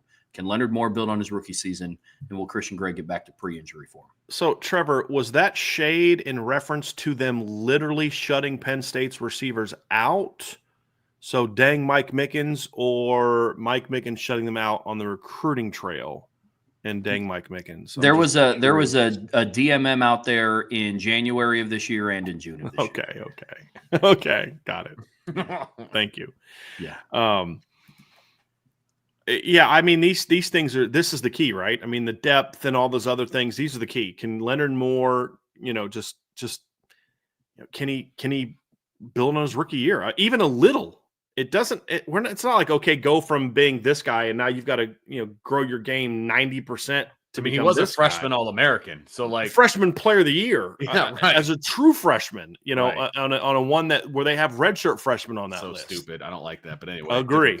Different conversation. Agree completely. Yeah. So I think that should reserve for true freshmen and redshirt freshmen who didn't play as freshmen like at all, like because they were injured, couldn't practice, couldn't do any of that. You go through a whole year of practice, you're not a freshman anymore. But anyway, I look at it and say he's just can he get better? And then the big one, number 2 is the big one, is Christian Gray's got to be that guy. He's got to be pre-injury Christian Gray with better technique. That's where he needs to be as a player. And if he can get there, to your point, Trevor, there's no doubt who the best cornerback room in college football is. Because if you go back and look last year's room, they made a lot more mistakes than the 2023 cornerback room of Cam Hart and Benjamin Morrison. A lot more mistakes. They didn't play as many teams that could hurt them. And sometimes they were good enough to overcome their mistakes because of how fast and athletic they are. They've got to eliminate those mistakes this year and become more sound football players. And if they, you hope they can, but we don't know that they can, which is why because it's like, these aren't like leading questions where we're going to bring up the question and then tell you why it's not really a question. Cause that'd be stupid. Cause then they're not questions. These are things that like, dude, we hope that they can do that, but we don't know. They've got to go show it. I think Christian Gray can be a star. He's got to go prove it. I think Leonard Moore could be one of the best cornerbacks to ever play at Notre Dame of my lifetime, but he's got to prove it. He's not there yet. I remember Todd Light. He ain't there yet. Believe me. You know what I mean? Like he's got to get there, but he's got the tools to be there. I mean, I don't know that he's Benjamin Morrison yet. You know what I mean? Like he's got to take that jump. But he's capable of it. Now we just need to see it. Next question on the list, gentlemen, and I think this is a good one, and this is probably one that a lot of people have that are not as dialed into, the people that Notre Dame has brought in from the transfer portal. But is Devontae Smith as good as advertised? Is he going to carry on the tradition, frankly, of the guys that Notre Dame has brought in at the nickel position and done really, really, really well? Yeah. Regardless of what they did at their last school, they come into Notre Dame and all of a sudden they lock down that nickel position. Is Devontae Smith the guy that's in line with that and what he's going to be able to do? Yeah, it's well, number one, both of those guys were good players at the school they were at. And I liked both pickups. I liked the Thomas Harper pickup even more than Jordan Clark. Jordan Clark I liked, but I wasn't like in love with it. He was a much better player than I thought he was going to be. I really liked the Thomas Harper pickup, and he was better than I thought he was going to be. That's the thing is, and when you look at Devontae Smith, why is he getting more attention nationally than the other two? Because they came from Oklahoma State and Arizona State, and he came from Alabama. Yeah, 100%. But the film also tells you a story that, like, this might be the best one yet because he's a little bit of a combination of Thomas Harper and Jordan Clark. He's a little bit more physical like Thomas Harper was. Like, Thomas is a guy you're going to blitz off the edge, and you were, like, literally concerned about him blowing somebody up. Central Michigan's quarterback is. Yep. Ooh. And he was physical on the edge against screens. Like Jordan Clark was more of like he was going to take your ankles out. He was going to be a cover guy because he's not real big. We saw Thomas Harper get a pick in the NFL last year. Even though he went undrafted, he ended up playing last year. I remember somebody tweeting out a highlight of him picking off a pass for the Raiders. I was like, am I supposed to cheer right now as a former Broncos fan? Like, I don't feel right about cheering for this, but hey, it's Notre Dame guy, so let's go do it. But I think Devontae has a chance to be better than both of them because he covers like Jordan, but a little bit better. He's a little bit more faster. He kind of is a little bit more physical and built more like Thomas Harper, but now he's got to go prove that he can play like it. And I mean, we liked what he did this spring, but he also didn't play a lot this spring. And so they're going to need, like, he didn't play a whole lot. I don't think he played at all in the blue gold game, or very little at all. We didn't see very much of him, and I think that also adds to the intrigue of him. You know what I mean? Right. Because we didn't really get a chance to see him. Like, for me, like him, Malachi Fields, and like there's a kind of a group of guys that they brought in, but haven't really seen what they can do in a gold helmet yet. So there's going to be some discussion about him once we get to fall camp. Well, what's interesting about Devontae Smith is they treated him like the other players on the current roster who were already proven commodities. Right. I thought that was interesting. We didn't see him in the same capacity. We didn't see Emil Wagner, that much of Jeremiah Love, Jaden Greathouse. Honestly, we didn't see a whole lot of Christian Gray either. I mean, we saw him out there, but going through 7-on-7s, it was a lot of Carson Hobbs was out there. Because Christian, people don't know this. Christian was dealing with multiple injuries at the end of the year. His hand was never fully healthy, which I think is partly why he got a little grabby. But he had a couple different things that he was kind of dealing with at the end of the year, and they just wanted to get him mentally and physically healthy in the spring. Yeah, absolutely. But I think that's what adds to the intrigue of the conversation around Devontae Smith is because going based off of what the coaching staff thinks, more specifically Mike Mickens, they treated him like one of those proven commodities. From our point of view, it's a little bit, I don't want to say frustrating, but I would have just loved to see what he could have done in the blue and gold. But also, on the other hand, I kind of trust what Mike Mickens' evaluation of him is. And if you don't feel the need, based on what we saw, there's a lot of practices that we weren't at to see what first-team reps looked like and what was going on where. So he very well could have been in the mix in those, but I think it's also a little promising that they treated him like one of those proven commodities that was already on the roster too. That's very telling. Mm-hmm. Very telling. Another question, and we kind of talked about it a little bit in the last segment, guys, but I do want to revisit it a little bit because it is a legitimate question for, this group and these corners in this room. Is the freshman class as good as we hope it is? Because we talked about it. They're counting on this group to hit the 2 deep, and they're counting on this group to have, quote unquote, boots on the ground in games. That this isn't a group that can kind of ease into things and not necessarily be a part of what's going on game day. this is a group that they're going to be counting on. And are they as good as we hope it is? Yeah, I mean, I feel like we spent a lot of time on that in the last segment, but it's important. It is. They're especially in hopefully a 15, 16 game season. Right. They're just going to need that group to play. Yeah, no doubt about it. Just, no doubt about it. We don't need to spend a lot of time on it, obviously, but it's still a very legitimate question that needs to be asked, and we'll get answers on it. They're going to play. Right. But is it because the need is going to force them to play, but do they play at a level where they would have played anyway, even if the need wasn't there? Right. They didn't necessarily need Christian Gray to play in 2023, but he played it a way where they still worked him into the rotation because they're just like, this kid's got to get some experience. He can help us. Benjamin Morrison was a little bit of both. They didn't need him to become a starter, but they needed him to play. And he forced his way in the starting lineup like in 5 minutes. I mean, it's obvious from the Ohio State game, like that's their best corner. I mean, I would argue Cam Hart might have been their best corner in 2023, but in 2022, and that's not because Benjamin wasn't really good. I just thought Cam Hart was unbelievably good. Played so well that year and was just undervalued by people. So underrated. But anyway. But in 2022, Cam was still in the evolution of becoming a corner process. Agreed. And Benjamin was just like, the day he arrived, you're like, I remember talking to a parent of a cornerback who Benjamin beat out quickly, who said nobody was mad about it in the room. He's like, Bryan, he goes, I was at practice one day for a parents' day, and we're like, who's 20? Like that cat's different. Right. And this is parents of other corners, and they knowing what it means for their child. You know what I mean? And they're like, who's this 20 kid? This guy's legit. I mean, it was like the minute he showed up, you're like, okay, he's gonna play. But I mean, they had a guy coming back that year who was going into his third year as a starter, who started for a team that played in the college football playoffs in 2020, and Clarence Lewis. Yeah, that's and like that, I mean, it was like day one, it was like, yeah, he's better than Clarence. Like, and it's not really close. And by middle of the year, Clarence was literally getting backup minutes. It wasn't even like early. It was like kind of like they both played, and very quickly it was like, okay, Benjamin and Cam are their corners, and Clarence is the guy that spells them. Is that what happens here? Because Benjamin was in a same exact situation these guys were in.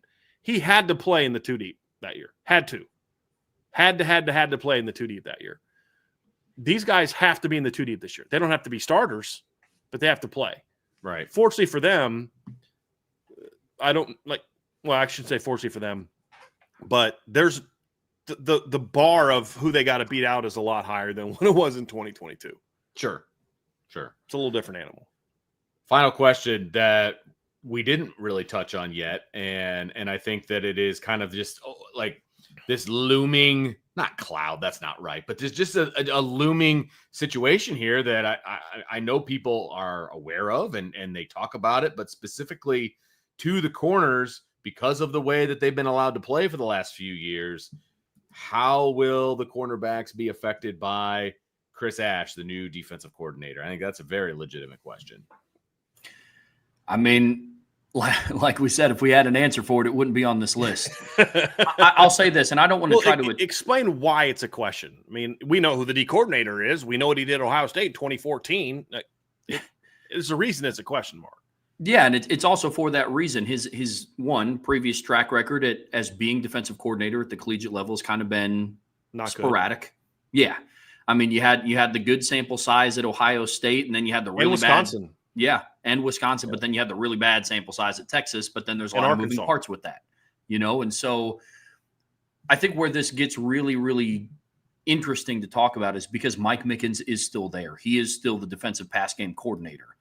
And so how much continuity are you going to have from 24 to 25, knowing Mike Mickens is still with his guys, but Chris Ash could be introducing some new things. Now, I am under the impression that I don't take the extreme on either side, and that when somebody hears Coach Ash say this is still going to be Notre Dame's defense, they're not going to run as much man coverage as they did last season. I think just by numbers, I don't know if that's going to be true. I'm also not on the other end that here's they're going to play more zone, and here's that every single day they're running quarters or cover 3. I don't think it's going to be that end of the spectrum either. I think they want to diversify what they do on defense. But this is one of those questions that I don't even know if we're going to get answered in fall camp. That's going to be something that starts to get answered on August 31st. And we're going to learn something new every Saturday from then on. But at the end of the day, based on the skill set of the players you have in the room, I'm expecting to see a lot of the same.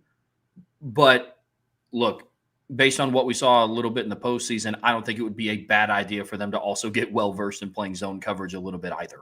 And so that's what's interesting about this. I don't know what Chris Ash is going to bring to the table. I would love to. I would love to answer the questions on the message boards and in mailbags and in buy-sell holds about what I think I'm going to see. But at the end of the day, it's all going to be speculation until the regular season gets here. And look, we know they're going to play more zone. The question is how much and what type. And my fear is that they go to more of a heavy zone team. And I think that'd be a mistake. I do. But to your point, why did they struggle so much against USC?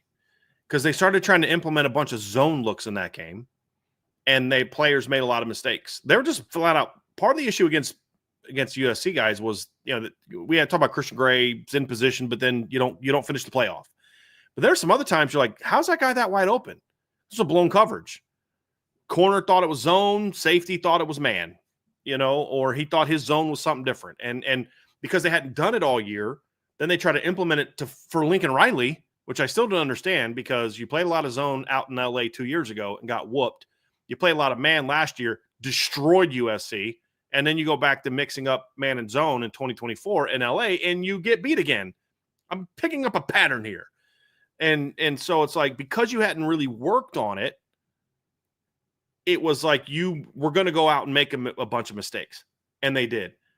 So to your point, Trev, I think there's a need to have a legitimate zone package to just give teams more to think about and to mix things up. And because I think also with the corners you have, Christian Gray is as good as you're going to find at baiting a quarterback and then driving on the ball. Because they did a little bit more off man with him early in the year last year. And that's why he almost had like 4 picks and a couple pick sixes early in the year, is because they were letting him kind of read routes and drive. He's better there. And Leonard Moore at 6'2 plus 195, very fast, could turn a couple. Like, Vince, you remember the Michigan State game in 17? Like that drive, Notre Dame was up 14-7, and they're driving, and you could see it happening. Were you at that game by chance? So you saw this. You could see that whole drive. Julian Love was baiting Bryan Lewerke, and he just kept playing off, and then you just he is waiting on a quick game throw, because you could just see his body like he's baiting him. And then Lewerke tries to throw a hitch. Julian reads it, jumps in front, and runs it back for it was the whole drive. Julian was baiting him into that throw because they'd seen some film and they were mixing things up. You can have more of that in a team that plays some man, some zone. But when you've got Leonard Moore and Christian Gray in the team, you still need to be a team that plays a lot of man coverage. Does it need to be as much man? Now, as a team, they didn't play as much man as people think they did as an entire defense. Exactly. The corners played a ton of man. They did a lot of man stuff outside, and then they'd mix up some zones and some pattern match stuff with the safeties and linebackers. The corners played a ton of man. And they just weren't out there playing cover 0 all game, you know what I mean, and cover 1 all game. That's my point. The corners played a lot of man. But when I look at it, it's I like a mix, but it's got to be the right kind of mix. Don't go away from what made you so good. Just tweak what made, and give yourself more tools in the tool shed. But don't change. Don't be a team that, because like at Ohio State, they were a heavy zone team. I don't want to see that. You're doing what you think you should do instead of what the talent dictates. That's what you're doing. You've got big time man corners that also have some unique length and speed and ability to drive on football that can make you be good at playing zone as well. But if Notre Dame's just going to sit back and play a ton of cover 3, you're wasting these talented corners, wasting them. Yeah, but we won't give them any post routes. Yeah, but you're also not going to be as dominant shutting teams down either. So it's got to be a healthy mix but one in which you're still a you're playing a lot of man with your corners. He's got to find that balance, and we don't know that he is. We don't, because he may very well find the perfect balance. We don't know. That's the reason it's a question. All right, so we've got some matchups that we want to talk about, and this is an interesting kind of a conversation here because again we're talking about matchups for the corners, not necessarily matchups for Notre Dame team. It is matchups for the corners, so that's why this might go because I know Trevor's got one that people are going to be like, okay. Does he? Okay. I think so. I went, No, I don't know what his teams are. Right. So I'm like, do. Oh, that's interesting. And it made me go, but you guys know these teams better than I do. So to my point, it's very interesting. So I want you guys to kind of go through some interesting matchups that Notre Dame has on the schedule this year that are going to be good matchups for these corners. Good as in a big matchup, as in it's going to be, good on good kind of a deal. So, Trev, I'll let you go first, my man, since I kind of set you up there. So, you put a lot of pressure on him because I'm like waiting. I'm like leaning back, like, let's hear it, Trev. Let's hear these matchups that you just said. No, I know I was talking a lot of smack about Stanford, but no. So, and Mimosi's not there anymore, Trev. Neither is Alik Ayumaner. I just like saying his name. If they both would have come back, they would have had one of the best receiving corps in Notre Dame. 100%. Yeah, that's what's got to be so disappointing if you're one of the 7 fans that Stanford has is that they could have had a nasty receiver and running back room this year. But I was in that neck of the woods a couple of weeks ago, and I didn't see a whole lot of Stanford gear. I'm just going to throw it out there. Yeah, I get that. Just saying. You didn't go to Disney World then, or Disneyland, or whatever it is. You might have seen some, or some USC fans. Yeah, 12, I think, to be exact. So one of mine, and Bryan sent us over his list for, most telling matchups, and I was looking over it, and I was actually surprised he didn't put this one on there. But I think Boston College is going to be an interesting matchup for this group, too, because I like Boston College's receiver. I had him initially, but then I switched it to Syracuse for a reason I'll explain later. But, yes, please go on. Understandably so. Looking at the matchup just for receivers versus corners, I like Boston College's receiving corps. Lewis Bond, Reed Harris, Jaden Skeeg, VJ Wilkins. This is a good group of guys. And one of the reasons why I have it in my list is because I think this could be a team that could potentially be overlooked. I don't think they're going to overlook USC's receiving corps, especially not after what happened last year. It is still a telling matchup because just the skill set is as such. But one of the reasons why Boston College is on this list for me is historically when Notre Dame has faced them, they haven't had that good of a passing offense. Their skilled positions haven't been as good as what I project them to be this upcoming season. And so I have Boston College on this list for me. This is one that I think that could sneakily test, if sneakily is a word, one that could potentially. You're allowed to make up words on this show, Trev, if they're easy to understand, and that's very easy. And I think I've used sneakily. Okay, Vince, have I? Perfect. I've already introduced it, so you're good. Love it. That's good. A green light from the boss. So if Boston College could sneakily give this secondary some problems, that is one that I wanted to put on the list, though, legitimately, because this is a very underrated receiving corps. You and I have spent so much time talking about that receiving corps the last couple months as we've kind of Reed Harris I think is going to have a big breakout year. Me too. Now, here's the concern for Boston College. The quarterback that carried them all year, that gave them their attitude and is the reason that they won games is now at Florida State. Talk about, dude, you went down to Florida State and thought you were somebody. Like, you got benched at BC. I'm sorry, Thomas Castellanos. You need to kind of keep your trap shut because oh my gosh. Did you see what one of the Alabama linebackers said at their SEC media day? They were asked about it, and he just looked at the mic and he just said, the disrespect will be handled.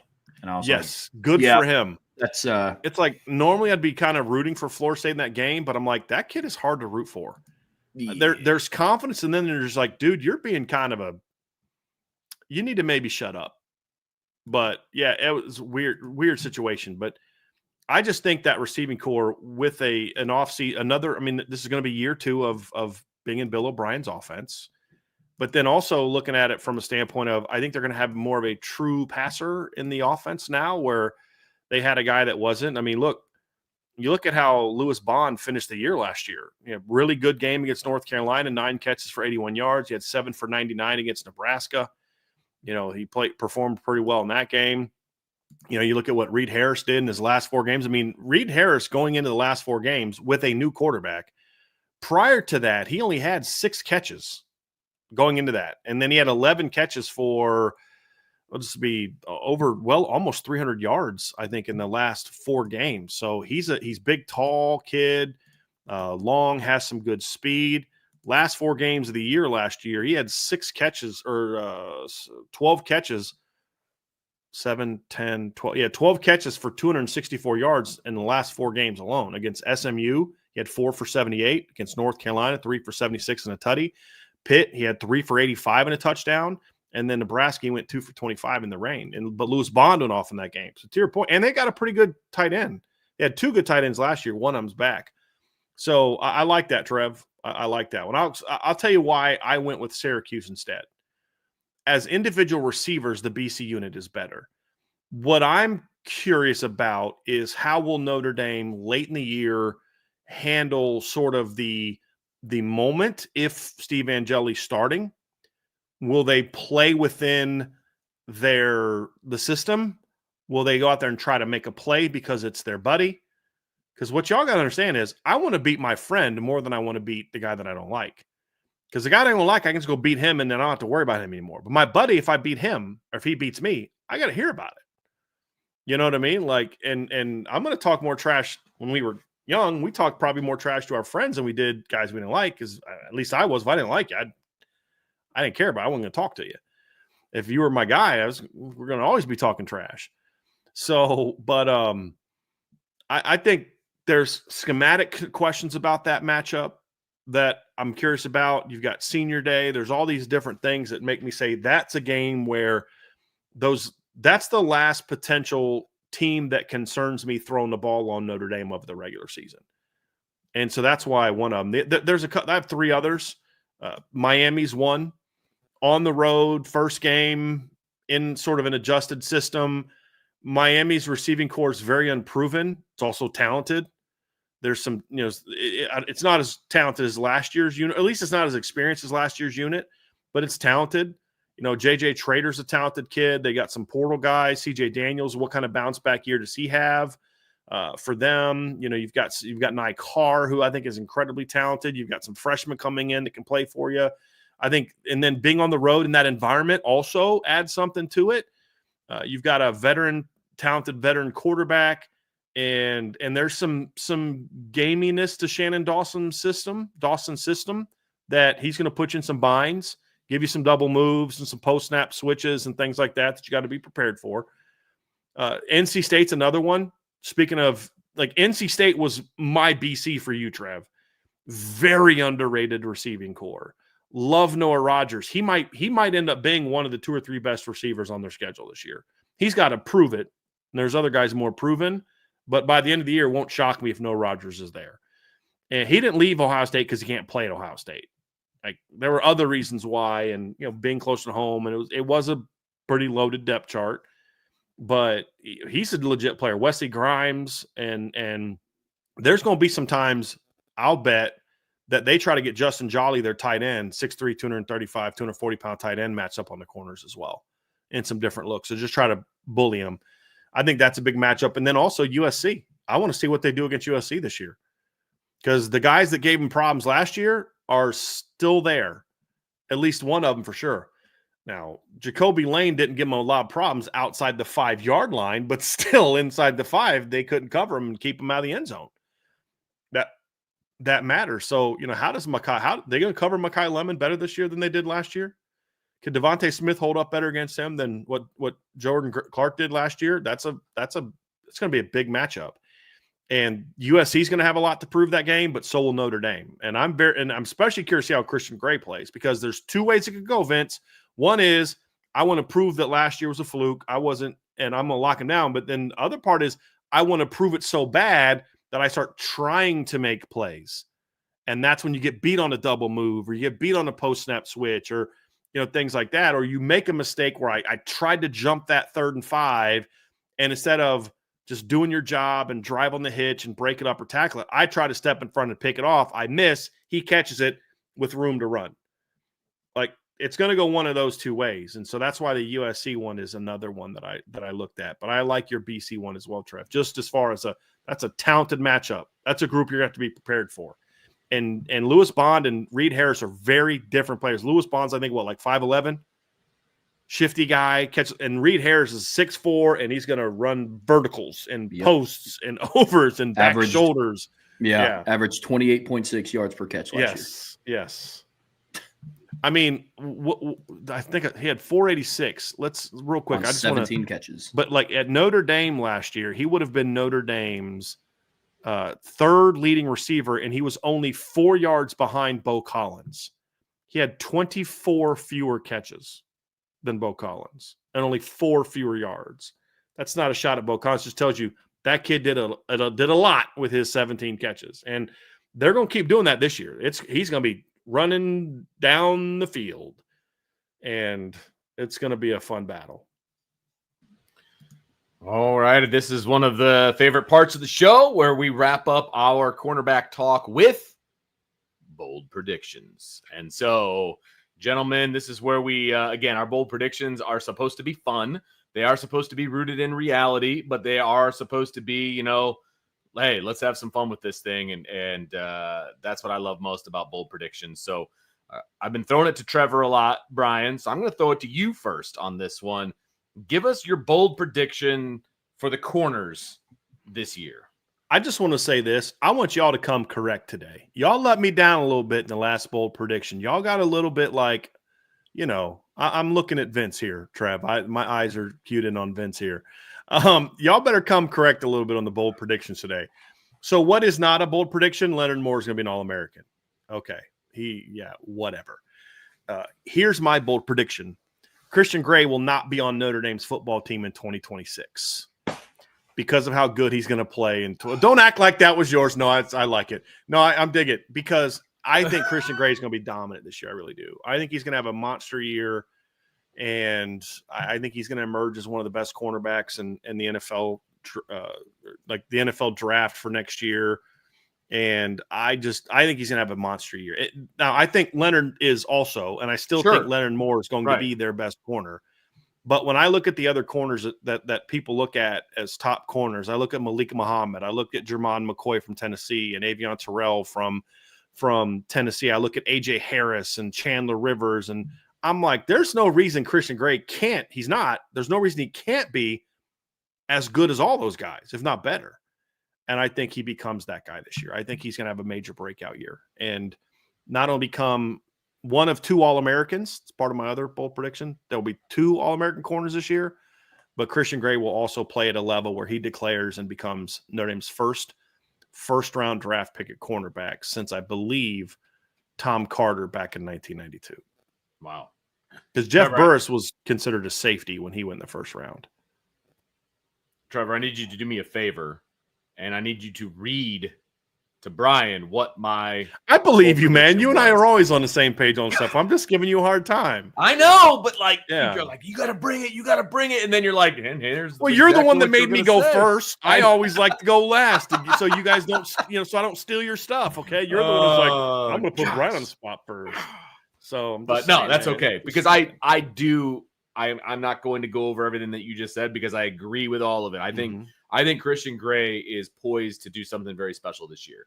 And I think a lot of people are not going to see it coming. Like from a neck, like I rewatched the USC game the other day and they were just, look, he didn't have a good game, but he had spurts that were really good.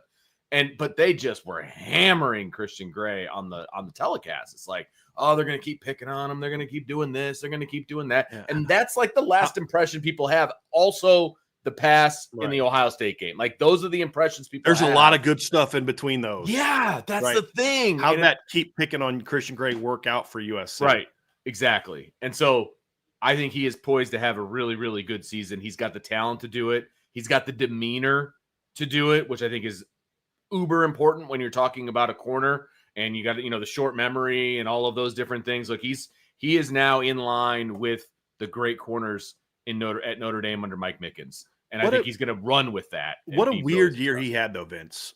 Right? Before the injury, everybody's like, oh, he's better than Benjamin Morrison. He might be their best cornerback. And I'm like, okay, he's playing well, but, right.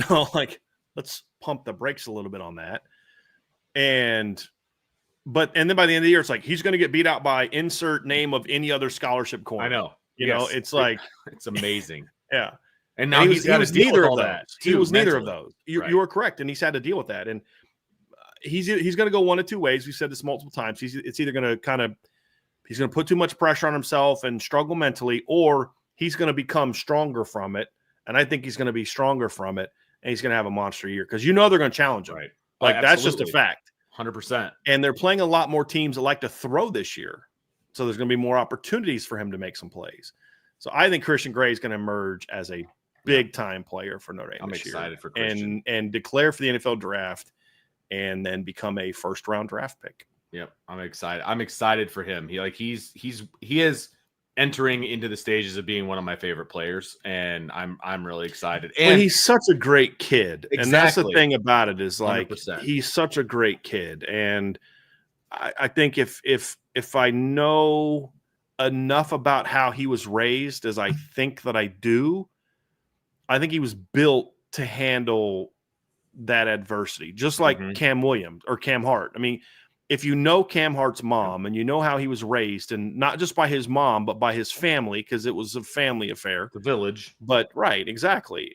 But if you know, he was taught how to handle life, how to, look, this is football. Yeah, it's okay to love football. It's okay to take football seriously, but that's not what defines you. You're defined by the man you are. And I think Cam always knew that. And I think Christian has a lot of that too, where, hey man, you weren't raised to let these things beat you down. You weren't raised to let life kick you down. You were raised to put your faith in God and trust and overcome.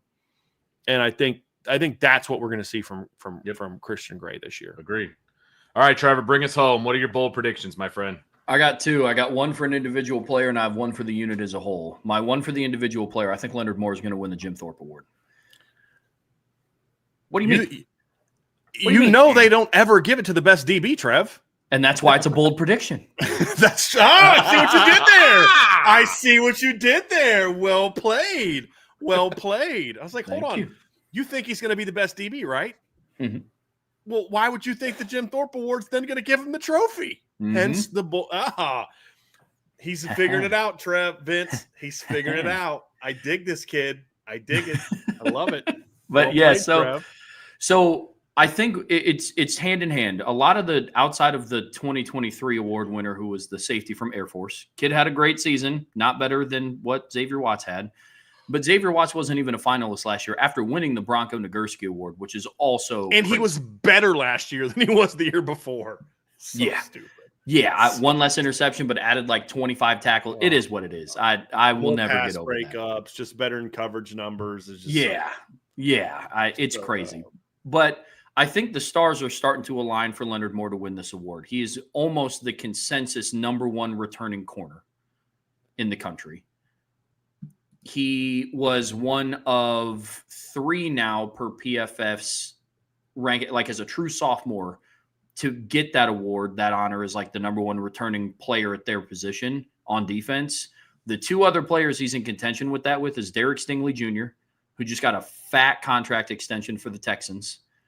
Caleb Downs, we all know where he's at. Of course, Archer, the first time he pops in the chat is when we talk about this. We told him to let us know what he thinks. We told him to let us know what he thinks. We did. So Archer, appreciate you as always. But I think the stars are kind of starting to align for Leonard Moore to kind of get that award, because what he has that Xavier Watts didn't is, I think, as crazy as it is to say, I think Leonard Moore is getting a little bit more national attention this season than what Xavier Watts had coming into 2024. Yes. And I think that's going to play into his favor. So I have Leonard Moore winning the Jim Thorpe Award over Caleb Downs. And then who I do believe will be a finalist. I think he's going to be a finalist again. If the trophy if Caleb Downs and Leonard Moore both stay healthy, if they're not both finalists for this award, then they just need to literally get rid of the entire voting 100%. block that has a decision in who is on that, because it's become a joke. Yeah. It's almost like I don't think Leonard Moore and Caleb Downs have a shot to win that award. Like, well, what makes you say that? You don't think they're both great? I think they're both great, but they're just going to look at who had the most interceptions or whatever, some other arbitrary stat, and be like, okay, yeah, we're going to go with that guy, even though, let's give it to the best DB in the country's teammate won it a few years ago. And that's what's weird about that award is last year it wasn't even the most interceptions, and it was like Xavier Watts had more interceptions than all three of the finalists last year, which is crazy. But besides the point. And then my bold prediction for the unit is I think between the three starters, Christian Gray, Leonard Moore, and Devontae Smith, they're going to get 10 interceptions. So last season, to put some numbers behind it, they had 6. Leonard Moore, Christian Gray, and Jordan Clark had 6 interceptions. And then when you how many they dropped, Trev? That's exactly. Exactly. I mean, shoot, Christian Gray had 3 of those, 3 of the 6, and he dropped 4 of them. Yeah. And only caught the difficult ones. That's right. The ones that hit him right in the hands that he should be easy pick 6, he just dropped. Wow. The one-handed ones, the diving to win the Orange Bowl, those he makes. It's the ones that hit him right in the hands. Spinning around, doing a full 360 against USC on a back shoulder. One hand against Pitt. Yeah, exactly. Yeah, that's the one he takes back 98 yards to the house. But I think despite all the hype around Leonard Moore, it goes back to the conversation we had earlier today. You're going to have to throw at them. I think of it very similar to when Alabama kind of strung together their streak of producing some really good corners. And the conversation every Saturday was, look, if you want to beat Alabama, you have to attack their man coverage. You have to attack their corners and be willing to, because you're not just going to run on them for 200 yards. Now, I see that being a very similar conversation with Notre Dame's corners this year. What makes this over the top bold for me is the nickel position, because I kind of have, I don't think it's going to be they have 10 interceptions. Christian Gray and Leonard Moore have 9 of them, and Devontae Smith has 1. Last season, Jordan Clark only had 1 interception. I don't know if Thomas Harper had any in 2023. And so I'm looking it up now. I don't think he did, but if he did, it was 1. Okay. He did not have any.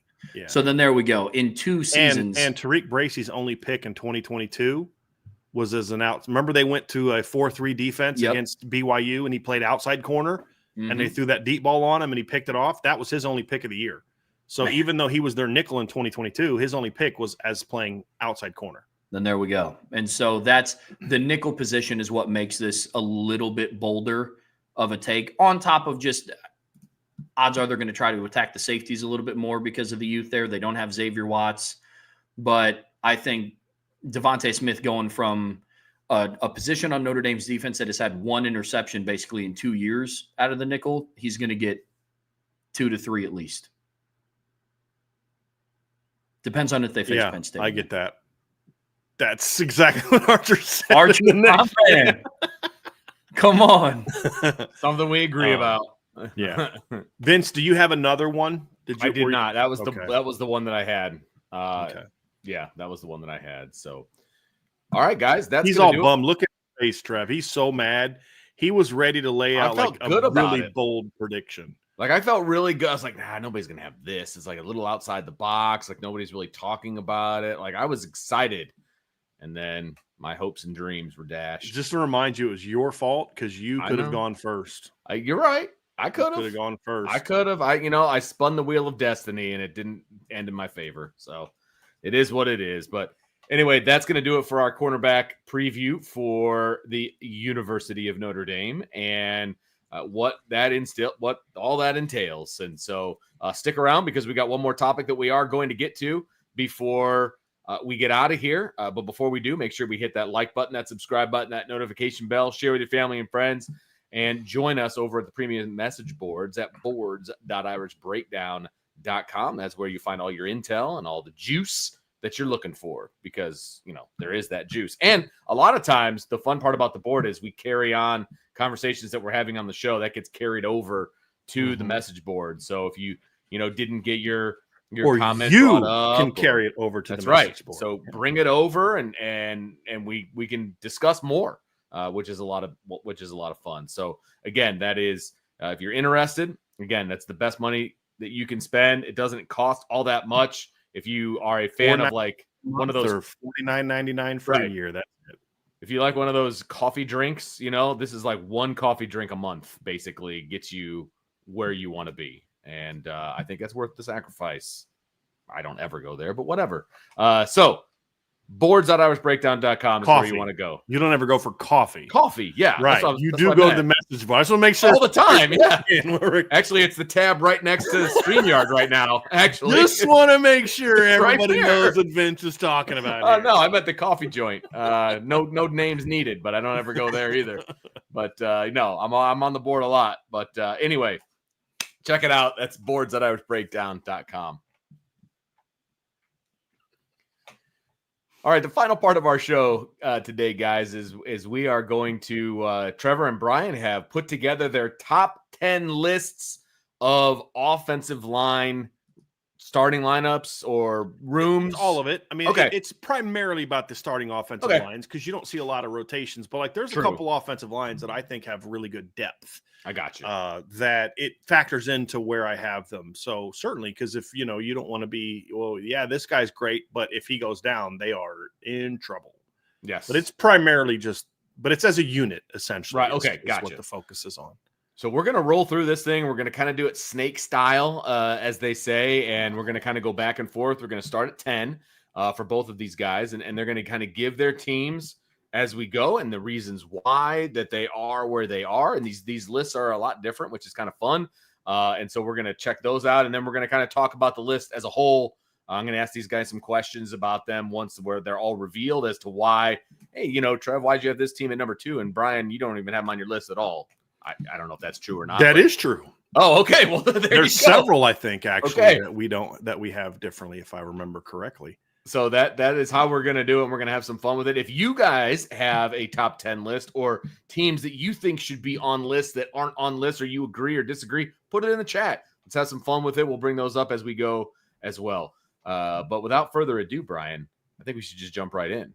I think it's going to be a fun year, Vince. I think there's some very intriguing offensive lines. One of the reasons I think this is going to be a great year at college football. So as I went through all the teams in college football, I actually broke down like 18 or 19 offensive lines that I just kind of viewed as in that group that should be under consideration. In the discussion, yeah. Yes, and there's a lot of teams that aren't your typical, I considered the Bama, Notre Dame, A&M, Clemson, Ohio State, but there was also Iowa State, Arizona State, Baylor, Boise State, SMU, Utah, Wisconsin, Illinois. There's like a lot of those teams that you're like, there's some teams that we're talking about, like, how's this team going to be this year that are going to be building their team around really good offensive lines or perceived to be really good offensive lines. And I think that's going to make for a really fun year. But I have my 10 best, and our criteria is we're projecting what will be in 2025. This isn't who are the best 10 going into the season.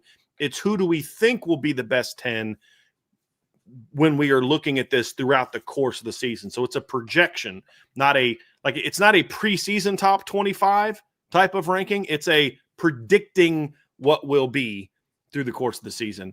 And that's why I have my number 10 team in here, and that is the Ohio State Buckeyes. If you're going to ask me who are the preseason top 10 teams, I would not have Ohio State on my list because there's a lot of questions. Both of their tackles are likely going to be transfer players. They brought in a kid this offseason from Rice. I'm curious how that progression is going to be. Ethan Onyamwa, big old kid, 6'6", 357, struggled for 2 years as a starter at Rice and then had a really good breakout season last year. Only gave up 1 sack, only 9 total pressures last year. In really his first full year of just kind of being that guy. He's got a lot of potential, a lot of question marks, about him. How's he going to be? Phillip Daniels is transferring in from Minnesota. Can he beat out Austin Sarabeld at right tackle and win the job? Last year's a freshman at Minnesota. He was a pretty good player as a rotation player. He only played 300 snaps last year. But there's a lot of talent there and a lot of size at 6'5", 315. So the tackle position is the question mark for Ohio State, and that's why they would not be in my top 10 preseason. When I look at the projection of it, though, I think at least one of those two guys is going to be a pretty good player, at least solid. They can play Austin Sarabeld there. He may kick out and play some right tackle this year. He played guard for him last year. but I think they'll be good enough at tackle. Where I really like this Ohio State team is I think their interior is going to be pretty good this season. And we started to see that last year. There was a lot of injuries. So you had Seth McLaughlin got hurt end of the year. The Carson Hinsman had to step in the starting lineup. Carson had started a lot in the past. Up and down performance. I don't think that Justin Fry did a great job developing him. I'm hopeful that Tyler Bowen will do a better job developing him, their O-line coach.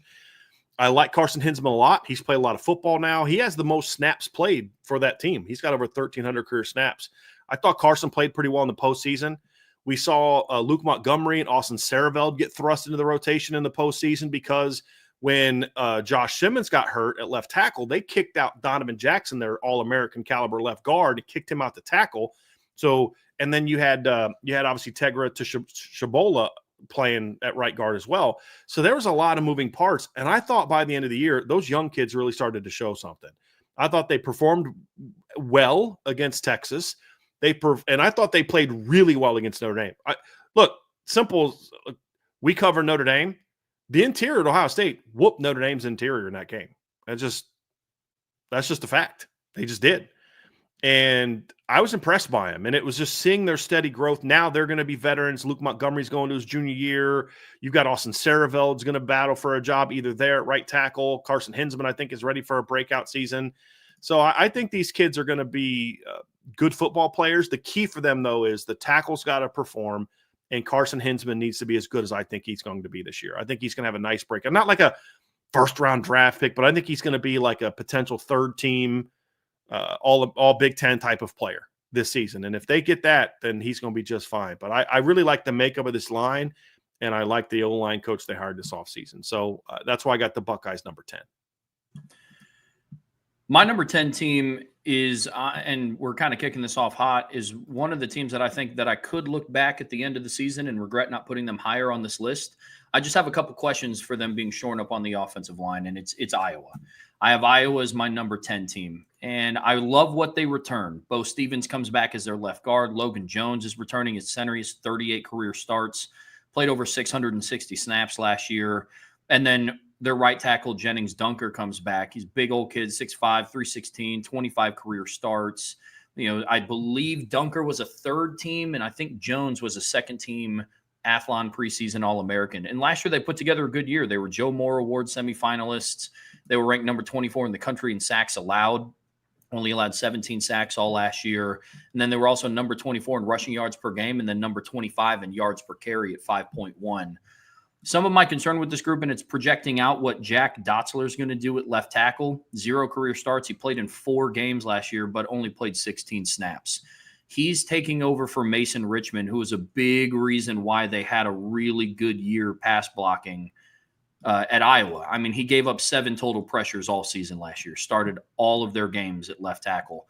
And then they're also having to replace Connor Colby, who is their right guard. He allowed 10 pressures last year, only 4 hits plus sacks on the quarterback. And so first team all Big Ten player. He was. And so having to replace 2 guys of that caliber, I don't know how well Jack Dotzler and then Cade Piper is going to be the kid stepping in for Connor Colby. And he's 6'4", 290, little bit smaller than what we've seen out of like Iowa guards before in the past, especially considering Connor Colby was 6'6", 310. Like we've seen on Notre Dame's offensive line, it's not all about, how much weight you're carrying with you. Anthony Knapp at 294 as a true freshman was their most dominant run blocker last year at times in the season. So not overly concerned about that, but it is something I'm going to be keeping an eye on. But I didn't want to put them out of my top 10. They were absolutely going to be in it. Some of it, too, is just kind of the tradition of Iowa always just puts together really good offensive lines. And until shown otherwise, I have no reason to believe that Jack Dotzler or Cade Piper aren't going to be able to answer the bell and kind of just step in and replace what was lost last season. I do think I'm going to regret ranking them as low as I did, but they are starting out in my group at number 10.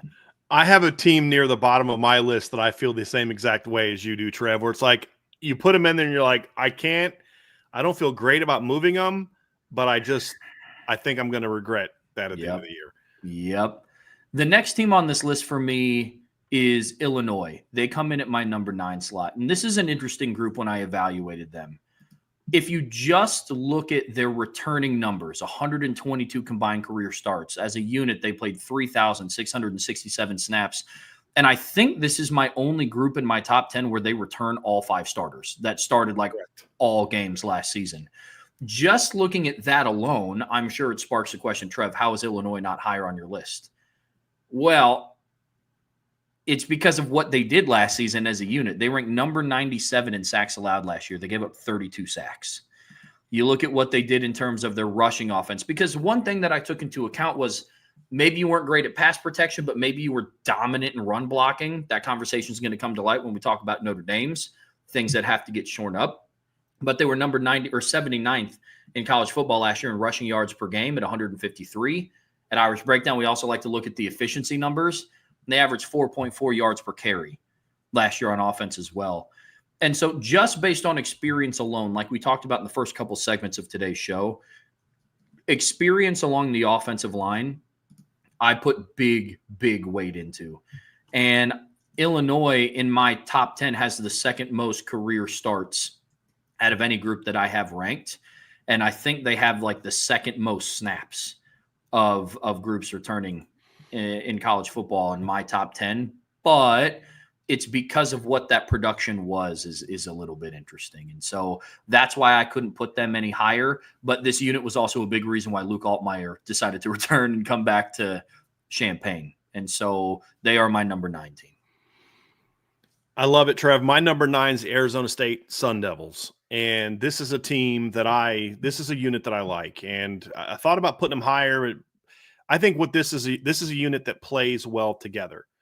I don't know that this is a unit that necessarily is a dominant unit that you just look at them and you're like, boy, that group just, man, boy, that's a group that just goes out there and whoops you. But I also think it's a unit that just kind of does their job, and they just kind of go out every week and they open up run lanes. Last season, you look at what they did statistically last season. Arizona State rushes for 199.9 yards per game, 4.7 yards per carry with Cam Scadaboo. They ranked 4th in the country in sacks allowed per game. I did a thing on my ranking where I put their their rushing yards per game, yards per carry, and sacks allowed together. And there's other stats that I looked at, but these are the ones that, like the 3 that I really dove into. And the looking at it, it was okay. Where did you rank? So I gave if you ranked first, you got 1 point. If you ranked second, you got 2 points. And then if you had the fewest points, that meant you were pretty good. Well, on my ranking, Arizona State ranked 6th of all the 19 teams that I considered for my ranking. And so the production last year was outstanding. They were a playoff team. They went from 3-9 to a playoff team. That's super impressive, in my opinion. Bring back basically 4 starters. Not all their starters played every game, but they bring back 4 starters. The issue is the only starter they lost was a first-team All Big 12 guy last year, and he was the only guy that made first or second team All Big 12. What's interesting, some of these leagues do 3 all league teams, like ACC does 3. I think the Big 10 does 3, but the Big 12 and the SEC only do 2. So some of these all honorable mention guys might have been 3rd team, but they had 1 guy returning from last year's unit that was honorable mention. That's center Ben Coleman. But you look at the numbers last year, Josh Atkins played a lot at left tackle last year. Second year as a starter, gave up 25 pressures, 2 sacks, not great. Max, I'm going to pronounce his last name, 21 pressures, 3 sacks. Those are guys who are going into their sort of 3rd years as starters or heavy rotation players, and I expect them to continue to make improvement. I like their inside. I think Ben Coleman's a really good center with over 2,000 career snaps. He was a really good player last year, didn't allow a single sack, only allowed 10 pressures in 14 games that they played last season. Also a guy, they also then got a transfer in from Jamito Egbigbo from Texas State, who has over 2,500 career snaps at Texas State. There's questions I have about how, there's obviously questions about the jump from P5 to this level. But he's a big old kid. He's played a ton of football, and he was very good the last couple of years for them. So I think that's your question mark, is a guy that played 2,500 snaps. I think you'll be okay. The other thing I like about this line, guys, is they're big. They're not real tall and long, but they're massive. Their smallest guys, their left tackle, who's 6'4", 315. The rest of their line is 330, 330, 330, and 325, which fits their style. And they're going to have talent around them. So I really like this Arizona State offensive line. And I'm assuming, Trev, the reason you don't have them on there, we'll get into this. There were 4 or 5 groups right on the edge that are very similar. You got to take some leaps. And the reason I went with them is because it's easier to project them because of the experience and the fact that they proved it last year. And it's kind of the opposite of Trev's talking about the Illinois offensive line. I actually like the talent of the Illinois offensive line a little better, but they didn't prove it. They didn't play like an elite offensive line. Arizona State did. And they lost their best player, but I like this group coming back. Yeah, absolutely. It's one of those groups at the end of the day that I might end up kicking myself for not putting them on there. Yeah. When I look at everything I'll consider, but I know we'll get into it a little later. You're up next. I think it's you. I think it's your. It is me. Speaking of the Illinois Fighting Illini, bing. So Illinois is an interesting unit, Trev, because these are 2 of the most experienced units that we're going to talk about here. You talk about all 5 starters come back. Now, Brandon Henderson was not like he only played 407 snaps last year, started multiple games, but I do think he missed a couple games and was part of a little bit of a rotation. But their left tackle, J.C. Davis, 2,357 snaps. Josh Geske, left guard, he has 1,351 snaps. Josh Kreutz, the center, has over 1,700 snaps. Melvin Priestley, the right tackle, has over 2,100 snaps. Davis was a third-team honorable all Big Ten player last year. And then Geske, Kreutz, and Priestley were all honorable mention Big Ten players last year. There's a lot of size. They're 6'5", 320, 6'5", 325, 6'2", 290, 6'5", 335, and then 6'4", 315 across the board. They were solid in pass pro last year. The thing that I want to see from this unit, and the reason I have them where I have them, and is exactly what Trevor said. It's the production wasn't great, but I expect it to be better because they didn't produce like a top 10 offensive line. So we are well, you guys are supposed to project. We're projecting them into the top 10, which is where the projection comes from. But it's hard for me to have them where they were into the top 5 without having seen them do it. So I'll have some comments on like Iowa, for example, but with Illinois, when I did my stats breakdown, they were 17th of the 19 teams in rushing last year. And they were, I think, 14th in 15th in yards per carry last year. And that's just got to get better, Trev. But I like how this unit performed. I think they're physical. I think they're big. And I do think they're going to get better. And that's why I have Illinois as I think that experience playing together is going to benefit them, because I think a couple of the guys they had are going into their second years at Illinois. Not all of them have. I'm going to look that up while we're talking, but I believe that there's at least 1 or 2 of their starters that started for them last year that were guys that transferred from other schools prior to last year, I believe. I know that Geske and I know that Kreutz has been there for a minute, but I'm just checking that real quick. But yes. So Melvin Priestley transferred from Grambling, and J.C. Davis, their tackle, transferred from New Mexico. And so they were both first-year guys at Illinois last year. So I think there was some learning to play together going on last season that now that they all have, I think that's going to be a factor that really helps them take that jump this year. Oh, absolutely. And another factor about Illinois, to your point, Bryan, Brandon Henderson, he took over as a starter after week 5. Okay. So it's later in the year. Yeah, that's right. Mm-hmm. Yep. And so that's kind of when they started to get back on track. But I'm with you with Illinois. Yeah. Definitely with you there. They have a shot to raise. They're like, we should even do this. We should even say this on these teams is like, this team could ascend or maybe go down. I think Illinois is a team that could ascend. Yep. As we get through the season, if they can be what we think they're going to be. Yep. Absolutely.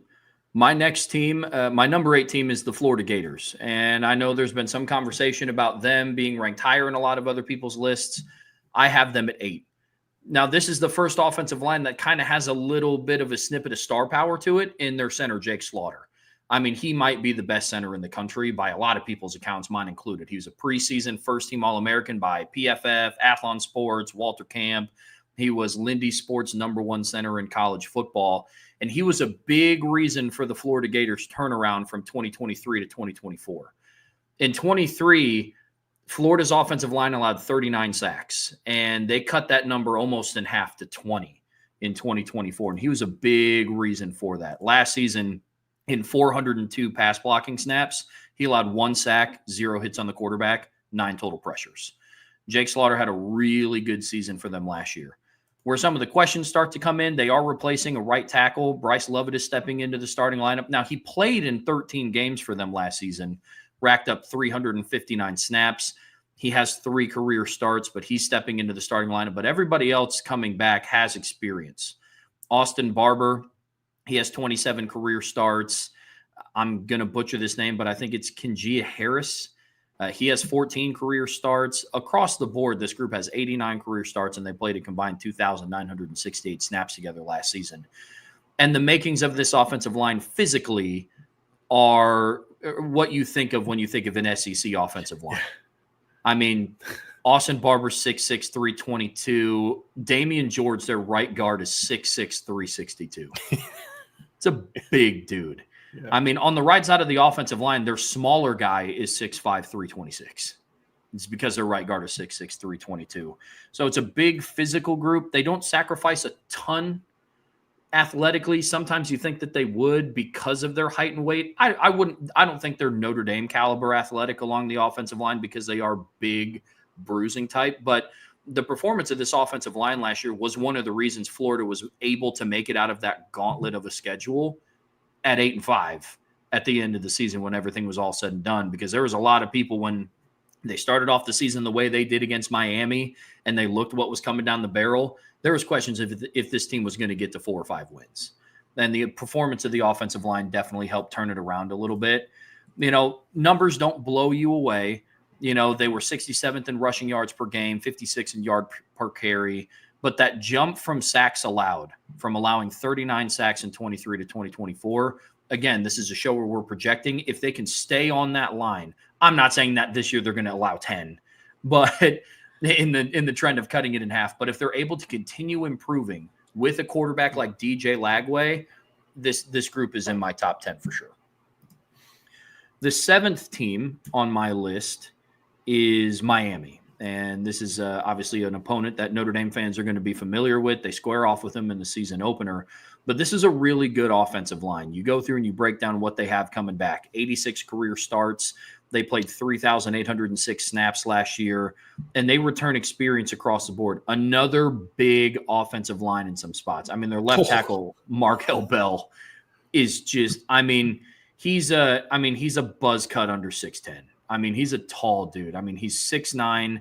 He is 340 pounds. Their right guard, Inez Cooper, he's 6'6", 350. And then Francis Maui Noah, which we learned from when we previewed them how to say his last name properly. Francis Maui Noah, he has 26 career starts. Inez Cooper has 31 career starts. They're holding down the right side of their offensive line. They combined to play over 1,700 snaps last season alone. Francis Maui Noah, he's a Walter Camp and Athlon's first-team preseason All-American. They got a transfer center in from TCU, James Brockermeyer. He was a former All-Big 12 player. Francis Maui Noah is the number 4 offensive tackle in college football, according to Lindy Sports. And then Inez Cooper was on Phil Steele's 4th-team preseason All-American. Now, this unit, where it honestly surprised me was their efficiency numbers when it came to rushing yards. You go through and you look at what they did last season. They were number 6 in the country in yards per carry, averaged 5.67 yards per carry last year. They were number 31 in the country in rushing yards per game. Where I was kind of surprised is I thought, based on what their passing offense was last year, I thought their sacks allowed number was going to be a little bit lower than what it was. They were 57th in the country last year. Some of that was, we know obviously Cam Ward's tendencies. It's what made him so great, but to extend some plays from time to time, that also played a factor in it as well. But I think they're going to make a jump. This is going to be year 2 of most of these guys starting together. Obviously, James Brockermeyer is coming in as the new guy, but he started all 12 games last year for TCU, sat out the bowl game when he transferred to Miami. But they are my number 7 offensive line on my list. All right.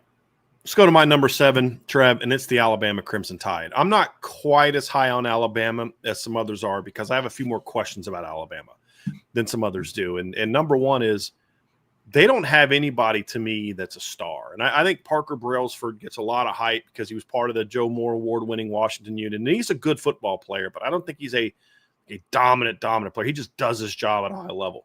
A lot of people are projecting Caden Proctor to being that dominant player, and he could be. I need to see it. And that's true for a lot of people, but I don't have the same level of faith overall that he's going to be there. They also have to replace their right tackle. Wilkin Formby steps into that. He did play 305 snaps last year. Gino Vandemark started a chunk of last season. He kind of rotated in and out. They moved on from Elijah Pritchett. I think that was wise. I think he was probably the one weak spot in their line, and Nebraska's hoping that he can go there and improve and be a better player. But I like this Alabama line. I do. I still wonder, is it fit for what Kalen DeBoer wants to do? It was built like a big physical run-blocking Alabama offensive line, and they just didn't allow it to be that last year. Do they adapt that at all? I don't know. Are they going to be great in pass pro? I don't know. And that's going to be a question mark for me. I think that Caden Proctor showed me progress last year. He's the key. If he ends up having that third-year jump, which he very well could have, then I could see Bama skyrocketing up this list. But they also need Wilkin Formby, who also was a former top recruit, to grow up really quickly. Because in the SEC, if you're a question mark at tackle, that's when you can get in some problems.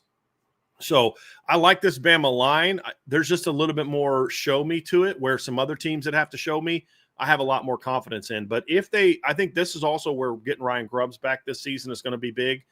Not that he's going to be coaching the offensive line, but I do think he has a good effect on Kalen DeBoer and the way that offense goes. I think that you're going to see an offensive line that plays more sound, plays together more. But you've also got to show me, like, you weren't a top 5 to 7 offensive line last year, and you also had Tyler Booker. Now you've got to replace him. Is Gino Vandemark going to be able to replace him? Is Jaden Roberts going to be able to develop his game and grow and improve a little bit? But they're like a lot of others. They're big. Outside of center, they're big. 6'7", 366, 6'5", 326, 6'5", 327, and 6'7", 324. How well this group develops as pass rushers is going to be key. I thought they were solid in pass pro last year.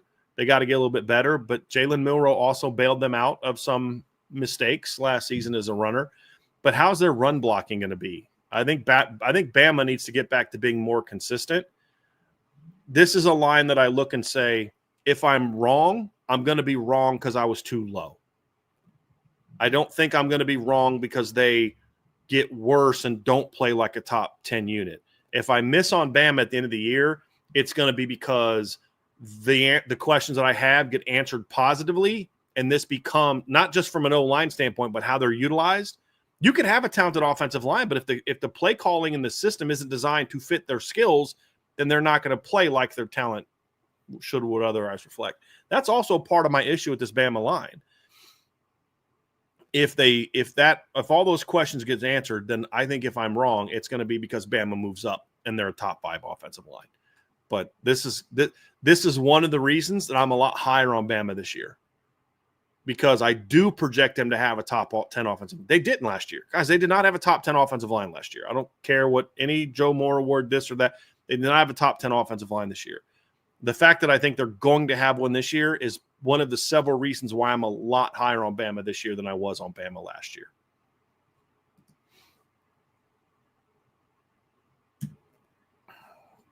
Number 6, the Miami Hurricanes. Miami's one that I went back and forth, and even as we're talking about it, I'm feeling like, man, I feel like I should put Bama ahead of Miami. But Miami, I just think, has more potential. And I like some of the depth that Miami has. But when I look at this Miami offensive line, I do have some things I really like about it. Francis Malinois at right tackle is a very good player, second-team All-ACC last year as a true sophomore. I think he goes into his third year as a starter, and he really takes off. I think all the preseason first and second-team All-American stuff for him is pure projection.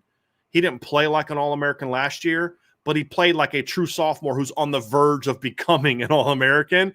And that's why I project him. If I was doing like first and second team All-American lists, which we're going to do later this offseason, he'll be on it. I think he's an outstanding football player. I think he's going to take another jump under Alex Mirabel, who's a very good offensive line coach. Inez Cooper's another guy that is an intriguing player. He was an honorable mention All-ACC player last year. And he was good at times, and I thought he struggled at times. He's a very inconsistent player, in my opinion. And pass pro was an issue for him last season. He gave up 7 sacks plus hits on the quarterback. It's got to improve. They were against the teams you'd think it was against. He really struggled against Louisville, who had a really good defensive line. He struggled against Syracuse last season, struggled against Cal last season, had some issues against Virginia Tech last season. He's a guy that's played a lot of football. He's going into his third year as a starter, and I'm projecting him to improve. But he's a guy that has to play to his potential on a more consistent basis. Having him as a fourth-team All-American is 100% about projection. But I get it because he's big, he's physical, and there's flashes on film where you're like, this kid's a really good football player. And the ACC coaches thought enough of him last year to make him an honorable mention All-ACC player. So I like him. Markel Bell's a big James Brock. Let's just go here. James Brockermeyer's steady as a center. He's nothing special, just steady. I think they need that present. Left guard's going to be interesting. Ryan Rodriguez was expected to be the starting left guard last year. He got hurt in, I think, the second or third game of the year. Out for the year. Matthew McCoy replaced him. They're both back. So there's going to be a little bit of a battle left guard. They'll be solid there no matter who starts. And then the big key for why Miami could be here, they are here because of center to right tackle and then projecting left tackle. Markel Bell's a talented player. He gave up 18 pressures last year and 3 sacks and he was only a part-time tackle. 544 snaps is I think all he played last year. Came over from JUCO, rotated with Jalen Rivers, and was in my opinion, just way too inconsistent for me to feel great about left tackle this year. I know he's 6'9", and he's big and he's strong and he's a pretty athletic kid for his size, but he's also a guy that had some struggles last year. And if he can't get better, then he's going to continue to struggle. Again, another guy that struggled against Louisville last year, or Virginia Tech, last year. Had some issues against, early in the season. Got better. He gave up 12 pressures in the first 6 games, only gave up 6 in the last 6 games, but then got worked by Syracuse in a game where they blew a lead and didn't play well in that game. So getting Markel Bell to be more consistent is going to be a big part of it. But part of the reason he also gave up fewer sacks in the second half of the year is because he wasn't playing as much, because that's when they started rotating him more with Jalen Rivers because he was having some early season struggles. So him taking that year 2 jump, going from JUCO to year 1, now year 2, is why I have Miami here. If him and Arnez Cooper both step up this year, Miami can rise. But they're also a team, Trevor, where if those guys don't produce, they could go lower on this list also. They're the one team that has the most range. They could be a top 3 offensive line. They could be barely top 10. It all depends, in my opinion, on what kind of growth Inez Cooper and Markel Bell make this season. But I kind of went in the middle. That's why I went 6. Like I literally looked at it and said, okay, I could see them being here. If all this works out, I could see them being here. So where's the happy medium? It's 6. Yeah, I get that completely. I'm with you. My number, I guess, what would that be? My number 6 then, correct, is the Utah Utes. And now look, I am big on the Utah turnaround this year. I think there's going to be some things working out in their favor, offensive line being one of them. Another one is they're done messing around with the whole Cam Rising situation. Different conversation for a different day. But I think that Utah's offensive line is what's going to start to bolster this turnaround for them. I go and I look at what they bring back. 83 career starts, 3,369 snaps last season. Their offensive line is going to be held down by 2 people. Their center, Jaron Kump, 28 career starts, 773 snaps last season. And then right tackle Spencer Fano. I might be pronouncing that wrong. But he has 24 career starts, 770 snaps in 2024. Spencer is getting a lot of attention this offseason. A lot of attention. He was a Walter Camp, Lindy's PFF, Athlon Phil Steele, first-team preseason All-American. Lindy's ranked him as the number 2 offensive tackle in college football. For him, he's going to have to play up to that level. Again, all of these preseason lists, it's a lot of projection. Last season, it was a pretty good year for him.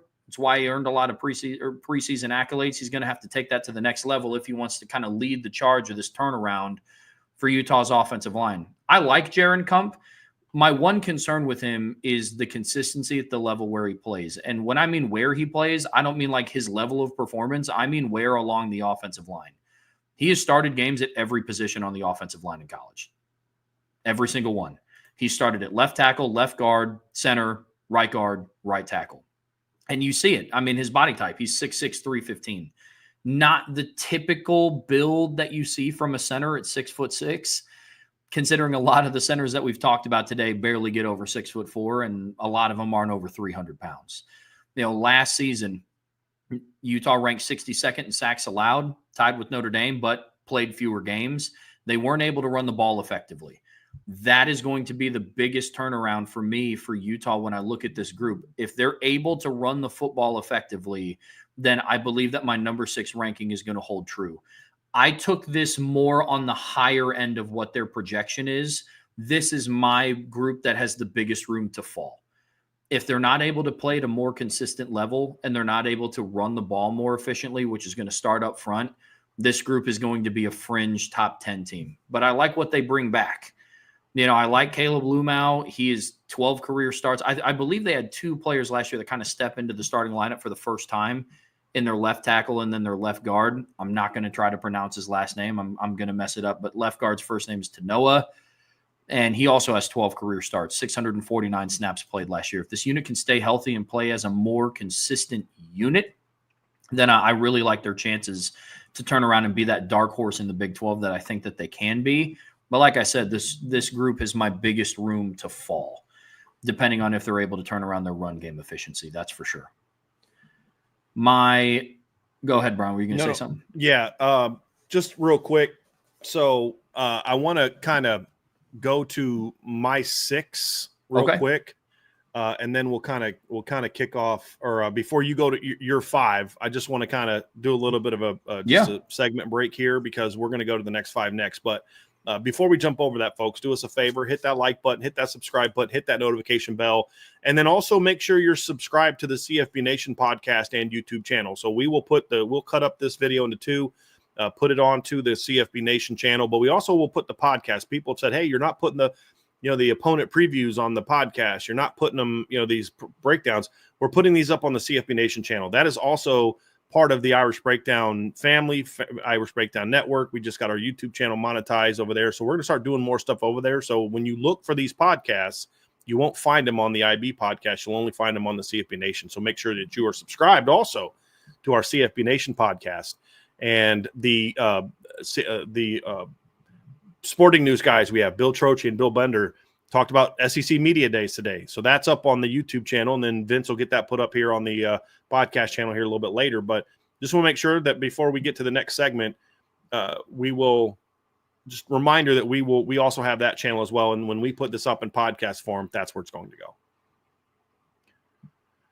All right. So Vince, you ready to dive into the last 5? Are you taking your notes? You ready to quiz us and ask us those questions, pepper us with the different things? I'm ready. We just need to just get them out there in the open, and then I'm ready to start hammering you guys. My number 5 is the Iowa Hawkeyes. I actually really like this Iowa team coming back, and when you look at the production from last year, the production was outstanding. Of the teams that I considered in the rankings, Iowa finished 5th last year in yards per rushing yards per game. They finished 5th in rushing yards per carry. They finished 7th among the teams in sacks allowed. I think there was a level of consistency that I really like. I know that they lose their first team all-conference player, but when I look at what they've also got coming back, they got 3 other guys coming back on this offensive line, 2 other guys, in their center, Logan Jones, and their right tackle, Jennings Dunker, who were second team all Big Ten players last year. So they got a lot coming back.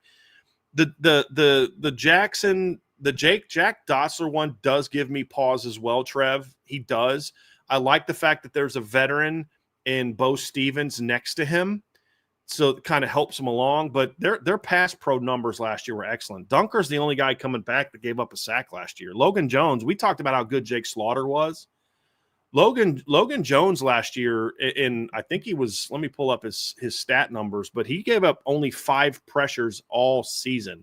and gave up no sacks last year. And he played 600. I don't know, tell you the number of snaps he played, but over the last 2 years, he's played over 1,200 snaps, and he's only given up 2 sacks, and those were both in 2023. He gave up 18 pressures in 2023, dropped that down to 5 last year. So took a big jump. I think he's kind of just a really steady, solid player. The left tackle's a question mark, but guys, I look at it and I'm like, but it's still Kirk Ferentz's team. And I think their O-line coach, George Barnett's really got things rolling. They're in an offensive system now that gives them more balance, better production. And the other thing too, they have a quarterback this year that's really mobile. He's not like a runner, but it's mobile enough to where he can bail them out a little bit. And when you have I've learned this about offensive linemen, when they have a quarterback that can bail them out, they raise their game. It's like they almost like, hey, he helped us out. We got to really take our game to another level. And I think Iowa does that. I'm projecting a little bit here, but guys, they're as steady as can be. And I like their running backs. I think that this group is going to be even better in year 2 of the new offensive system. And I think Iowa's going to get back to looking like Iowa, which is just every year you're putting out top 5 offensive lines. I think they were a top 7, 8 offensive line last year. I like what they got coming back. I got them in the top 5 again. I like it. My number 5 team is the Alabama Crimson Tide. And I don't want to hammer too much on some of like the individual things because I know, Bryan, we talked a lot about Alabama when they appeared on your list. I rank them in my top 5 because, again, we're projecting a little bit to what this season is going to look like. I really think that this group is going to benefit going into year 2 of the Kalen DeBoer era. Noah Grubbs coming back is going to be huge. He's able to reunite with Parker Brailsford. I'm in the same boat as you. I don't think that he's going to be this first-team All-SEC type of player that some people think that he's going to be. I think that's going to be a little bit Or of if he is, it'll be part of just reputation and just steadiness. He's not like a butt kicker. He's not like Jeff Fain. He's not like this dominant elite center. He's just a do-your-job all the time kind of guy. Exactly. I also think that they're going to benefit from the change of the style of quarterback. While I do think Jalen Milroe was able to get them out of some bad looks last year, I also think that he put them in a couple of bad looks last year. I think they're going to have a quarterback that's going to have a little bit better command of the offense this season. I think they're going to have a quarterback that's able to switch protections up a little bit better this season, kind of play into what some of the strengths are of this team. But I'm with you. It is going to be reliant around how they improve in the run game. I know they have Jam Miller coming back. He's a proven back at that level. I don't know if I'd put him in the category of elite Alabama running backs that they've had, but he's a good quality running back. And so I'm projecting to what I believe this group is going to be at the end of the year, but I really like what they have coming back. You know, they played almost 2,500 snaps together last year, 84 career starts. Caden Proctor is the interesting one for me. I think that he takes the jump this year. I do. Questions around what happens at left guard. Is it going to be Cam Dewberry, the kid that they got from Texas A&M? I know that they're going to be battling going into fall camp. And then Wilkin Formby also is going to have to step up. Played in 9 games last year, 291 snaps, but he's going to have to step into the limelight a little bit. Caden Proctor's getting he's garnishing a lot of attention this offseason. A lot of projection there. He has all of the physical tools to be that. Again, 6'7", 366 pounds. He's going to have to take that next step as a player, but I really think he's going to benefit going into year 2 under Kalen DeBoer and then Noah Grubbs coming back. So, or is his first name Noah? Who? Alabama's offensive coordinator. Ryan Grubbs. Noah Grubbs is their quarterback. Is Notre Dame's quarterback. Yeah. I've really done that before too. Yeah, really going to benefit from Ryan Grubbs coming back. And then my number 4 team is Notre Dame. I have them coming in inside of my top 5. I would have had them placed higher on my list if it wasn't for the injury to Charles Jagasaw. Now, I know the biggest question is going to be, well, Trev, in the offensive line show, you said that you believed that their starting lineup wasn't going to change from week 1 to when they made it to the playoffs. I don't think that it will, because I don't think the coaching staff is going to want to switch up what rhythm the offensive line is going to be in. With that being said, I also don't think that their ceiling is going to be as high without Charles Jagasaw on the lineup, because I think he has the highest ceiling in the offensive line room this season. It's going to be a question of rhythm and experience versus what the highest ceiling is. That's going to be the biggest conversation around them. But you look at what they do have coming back. Anthony Knapp had 15 starts last year as a true freshman. He's going into year 2. Like we talked about before, I'm expecting him to make a jump. I'm really high on Billy Shrout this year. He has 15 career starts, played 700 snaps last season despite being hurt for like 3 to 4 games. Ashton Craig, return around health. The biggest question, again, for this unit is going to be health. How healthy can you stay? Not that that's not a question for the other teams in this list, but I think Notre Dame more so. They suffered a lot of injuries, decimated by injuries last year. But despite that, they were still Joe Moore Award semifinalists. And Emil Wagner, again, he's kind of he is their player that's garnishing a lot of offseason attention. I know a lot of it's gone to Charles Jagasaw, but Emil Wagner, number 8 offensive tackle, according to Lindy's in college football, preseason second-team All-American by Athlon Sports. And their rushing numbers were off the charts last year. Number 7 in yards per carry, number 19 in rushing yards per game. Pass protection, especially with the different style of quarterback under center for them, is going to have to take a bump. But I do believe that this is a top 5 unit going into or at the end of this college football season. So that's Notre Dame is my number 14. All right, let's go to my number 14, Trev, and I got the Clemson Tigers here, and I think this is a surefire top 5 offensive line. I think the only question with Clemson is where in the top 5 do you put them? And when I look at this team, I see a lot of things. I see experience. They've got 2 guys, the right side of their offensive line. Both of those guys have over 2,800 career snaps.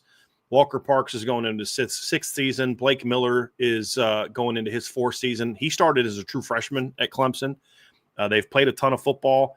You've got Ryan Linthicum coming back at center, who was an honorable mention All-ACC player last year. Blake Miller was a first-team All-ACC player last year. Walker Parks was a third-team All-ACC player. Their left tackle, Tristan Lee, goes in his 2nd. Really, he was off and on as a starter the year before. He became more of a full-time starter last year for Clemson at left tackle. I thought he had a really solid year, steady year, missed a couple games, I think, because of injury. Still played 756 snaps last season. Good player, talented player. Their left guard is gonna be new this season. Harris Sewell is new, but he's played a lot of football. He's played over 900 snaps. He started some last year or last couple of years in injury situations. But when I look at this Clemson offensive line, guys, I think it's got the tools to be a number 1 or number 2. My big thing with Clemson, though, is it's talented and experienced, but it just doesn't dominate the way that you would expect it to dominate on a consistent enough basis. I look at last year, and there were games, fellas, where I'd watch this offensive line, and I'm like, okay, now this is what I expected the Clemson offensive line to look like. And then there's other games where I'm like, what happened to the Clemson offensive line that I expected to see? The big thing for Matt Luke he's got to do this year is he's got to get them to play more consistently, because they're like Miami. They could be up to number 1 or 2, but I could see them falling a little bit. And the 2 areas they've got to show me something. You've got to be more consistent running the football than they were last season. You're talking about, like we talked about Notre Dame's inconsistency running the ball last year. And Notre Dame was inconsistent running the ball last year. They were still 27 yards better than Clemson. And you can't say, well, Notre Dame had a running quarterback. Yeah, so did Clemson. It came down to you just didn't get consistent performances from them in the run game. And then the other reason, guys, is their pressure numbers are not good. They still give up way too many pressures. If you look at their starting offensive line, their starting offensive line gave up 14 sacks last season compared to Alabama's offensive line, who gave up 5. Now, that's a little somewhat misleading because they played more snaps, but not that many more snaps. They've got to do a better job of consistently protecting the quarterback, because some games, guys, they look like they're great protecting the quarterback, and then other games they're not.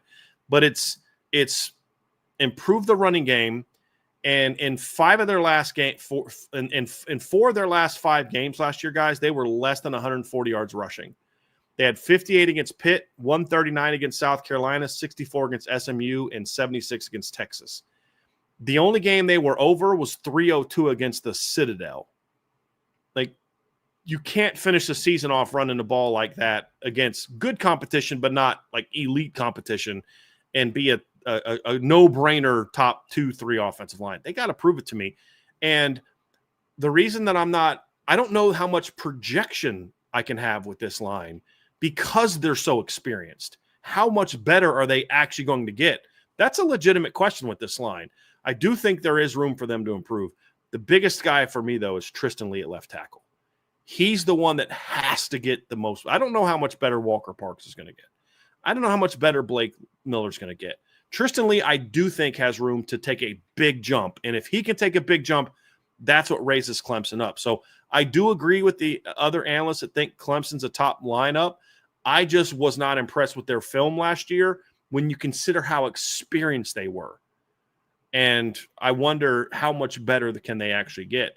But either way, I think they're going to be a top 5 offensive line this year. For my number 3 team, I believe that's the number that we're on. For my number 3 team, I have the Texas A&M Aggies. Again, I'm very high. Sorry, this is me. Oh, no worries. You also have them, but we're the same on this one. But we snaked the wrong way. But just go ahead. You're good. Gotcha. Okay, well, my apologies on that. But I do No, it's my fault. I paused it for you to go, and then, I'm the one controlling the card, so that's on me. I do have Texas A&M as my number 3 team. 128 career starts. They played 3,629 snaps together last year. They're going to have some of they will have the most talented offensive line, I believe, that Notre Dame is going to face in the regular season. I mean, we're talking about left tackle Trey Zune. He was all SEC in 2024. I'm not as high on Armaj Reed Adams as like what some of the other outlets have him. Like I don't have him as like a first team All-American, but he's a really good football player. Very experienced. He has 27 career starts, played 744 snaps for them last year. But him and Trey Zune are going to be holding down this offensive line. I mean, Trey Zune leads the way with 37 career starts.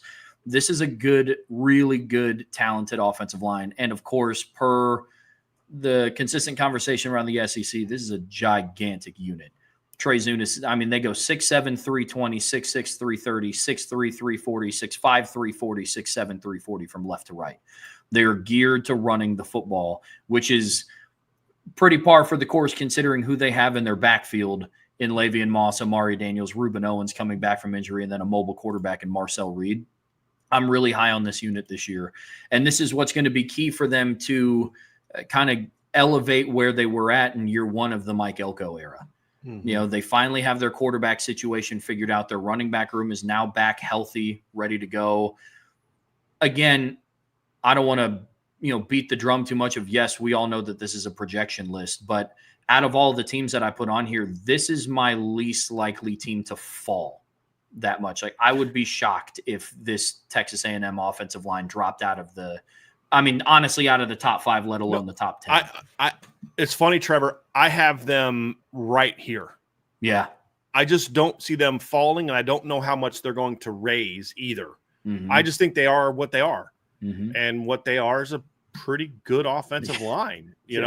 When you look at the 19 teams that I evaluated, they were 6th in rushing yards per game, 8th in yards per carry, and 12th in sacks. But some of the sacks, Marcel Reed actually did not help them last year with sacks. I thought he ran into some sacks. I thought Connor Wegman did a poor job handling pressure last season.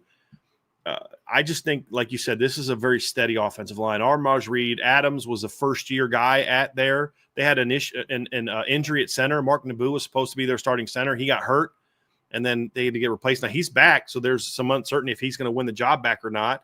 But I also think Chase Basantis stepping in at left guard is going to help them. I thought he showed flashes of being a stud last year, but I think this is about as floor versus ceiling as being almost the same as any team on this list. So I agree. I don't think they fall, and I just don't know if they're going to be good. The only way that they rise to number 1 is if the other teams around them just play inconsistent football. Agreed. I think it's going to be a very steady. Like when you watch them play, they don't dominate people. They don't blow people up. Like you'd look at Armaj Reed Adams and think he's like 330 pounds. They're a massive offensive line. Like Zune 6'7", 320. Basantis is 6'6", 330. Fayu is 6'3", 340. Armaj Reed Adams is 6'5", 340. Demetrius Crownover 6'7", 340. You're thinking, man, they just blow people up. No, they don't. They don't really destroy people. They just do their job. They do their and to your point, at a consistent level to where we even saw it in the second half of the Notre Dame game. They started to lean on Notre Dame's defensive line a little bit. And that was a defensive line with Riley Mills and Jason Onye on it. And to your point, they just do their job at such a consistent level that they do just start to lean on folks towards the end of games. Yeah. They had one game last year of under 130 yards rushing. That was against Texas. That's it. They gained at least 144 yards in every other game. That's a really level of steadiness. Now, is there another level they can get to as run blockers? Yeah, I think so, as you see them play more together. But I think this is a real steady offensive line. I had them 3 as well, Trev, for the reasons that we mentioned, so we can go to your number 2. My number 2 is Clemson, and I echo a lot of the things that Bryan talked about with them. I'm taking a little bit more of the higher end of their projection, and I think it's because of the emergence of Tristan Lay and Harris Sewell at left guard. They are the 2 more inexperienced guys in that lineup. I mean, Harris Sewell has only 8 career starts. Tristan Lay has 23 career starts, but his on-the-field performance needs to take a jump. We see Walker Parks and Blake Miller the same. Those 2 alone have 83 combined career starts.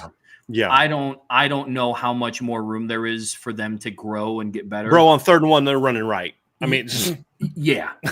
3rd and 1, they're running right. It's just, yeah. Absolutely. And so we're talking about 2 guys where, Harris Sewell, he played 523 snaps last season. He played in 12 games. He has 8 career starts. And then Tristan Lay, he had 756 snaps last season. If the left side of the offensive line gets shored up, which I believe that they will, I think that Clemson is in a spot where I think they're going to win the ACC.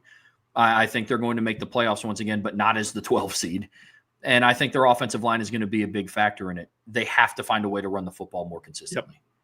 Absolutely have to. And I think that they will. I think that in some ways in their offense last year, he was experienced, but I think Phil Maffa limited some of the things that they wanted to do last year on offense because of his style as a running back. And so now that doesn't mean the offensive line doesn't have to get better, because I think they'll have a more athletic talent in the backfield. They will. But if the offensive line gets short up on the left side, I really like the look of this unit. And then again, Ryan Linthicum, I think, just holds it down at the center. He has 14 career starts, and I think he's going to be another one of those players there. He's in between kind of the right guard, right tackle, left guard, left tackle conversation. He has room to grow, not as much as the left side, but I don't think he's reached the ceiling like the right guard and right tackle have. So I have Clemson at my number 2. My number 2, Trevor, is the Notre Dame Fighting Irish. And honestly, I thought about this, and when it's the team that you cover, you can kind of, this is speaking for myself, you can kind of overreact to a question mark. But as I looked at Notre Dame and I compared them to all the other teams, you got to look at it and say, okay, you've got to compare Notre Dame's floor to Texas A&M's floor, and they're not even close. Like, I think the A&M floor is much higher than the Notre Dame floor because there's more certainty of Texas A&M. You've seen this group of 5 play together before. We've seen it. We haven't seen Notre Dame's group of 5 play together before. When I look at Notre Dame, it's one of those lines that I do think, like a Alabama, like a Miami, that could raise up, that could go down. There's some of this in their ranking. Same with Clemson. The reason I'm going Notre Dame number 2 is because when I look at all the lines that are like that, this was by far the least experienced based on what they did last year. When you look at their how many teams went into the season with as little experience as this unit had, and to see them play the way that they did, to see them even not even play well, but then battle the way they did in the postseason, getting the experience that they got in the postseason. And when you then look at the numbers and you say, of all the teams that we evaluated, that we broke down, Notre Dame ranked 3rd in rushing, 2nd in yards per carry, and they ranked 10th in sacks of these teams. So bottom half of sacks, but top 3 in rushing numbers. That's with the issues they had last year. Now, you can say, well, they had great running backs, and they did. But I just want to remind people, on most of the long touchdown runs that they had last year, those running backs never got touched. When you go to Jeremiah's long touchdown run against Virginia, didn't get touched. His long run against Army, didn't get touched. His long run against Indiana, didn't get touched. Jadarian Price had to make a guy miss on the second level against A&M, but he didn't get touched. I mean, he was able to get through the line, square a guy up, and then make a miss. Now, the running backs did their jobs of, there's times when safeties come down in the hole and they got to make somebody miss. But I think when you look at the production they had last year, and even without Charles Jagasaw, this is going to be a much more talented offensive line. You've got Anthony Knapp going into year 2. Trev, you had a nice article breaking down his improvement in the second half of the year in pass pro. Now, it's still not anywhere close where it needs to be. And yes, Riley Leonard did bail them out of some situations last season, but they did get better as the season went on. Even when they lost battles, they still held their own. And there's plays where Abdul Carter whoops Emil Wagner, but Emil's able to get a body on him to allow Riley to get out of the pocket and get the ball off to Jaden Greathouse in certain situations. That's improvement early in the year. That's probably a sack, or Riley's got to scramble because he's running on a run through. I think Billy Schrouth, when you look at the run game production when he's in the lineup, is significantly better. I think a big key for me is they're going to be way more talented at center this year. And I think they're going to be more talented at right guard. Not as experienced, but more talented. And I look at it as, even with Selvin Absher, who I project as a right guard in the starting lineup, we're talking about an almost 6'8", 328-pound kid who, when he played last year, was pretty good. So like I did with Iowa, I'm projecting a talented player into a situation that I think he's going to perform. When you just look at left tackle, I think is going to be a big jump from last year. Is it going to be elite? We don't know that answer, but I think it's going to be a lot better. I told you guys about my All-American bold prediction in our O-line show the other day. You got to think about where my head is for why I'm ranking them here based on that bold prediction, because I think it's a possible one. And then you look at it and say, okay, also looking at it from standpoint of getting Ashton Craig back. Big jump at center. I think their right tackle gets better. I think their left guard gets a lot better. The thing about it is their four most talented guys that are returning starters from last season were all first-year starters last season. There's more room for jumps with them than some of these other teams that we're looking at who are going into third and fourth years of starters. And when you combine that with natural God-given ability, I just think this offensive line is going to be really good. And even with Selvin Absher being there, I feel that way. But the other thing is this projection is based on what they're going to be throughout the season. They're going to get Charles Jagasol back at some point in time. So one of two things is going to happen. Selvin Absher's playing well enough where Jagasol doesn't get a spot back. And if that happens, this is an elite offensive line.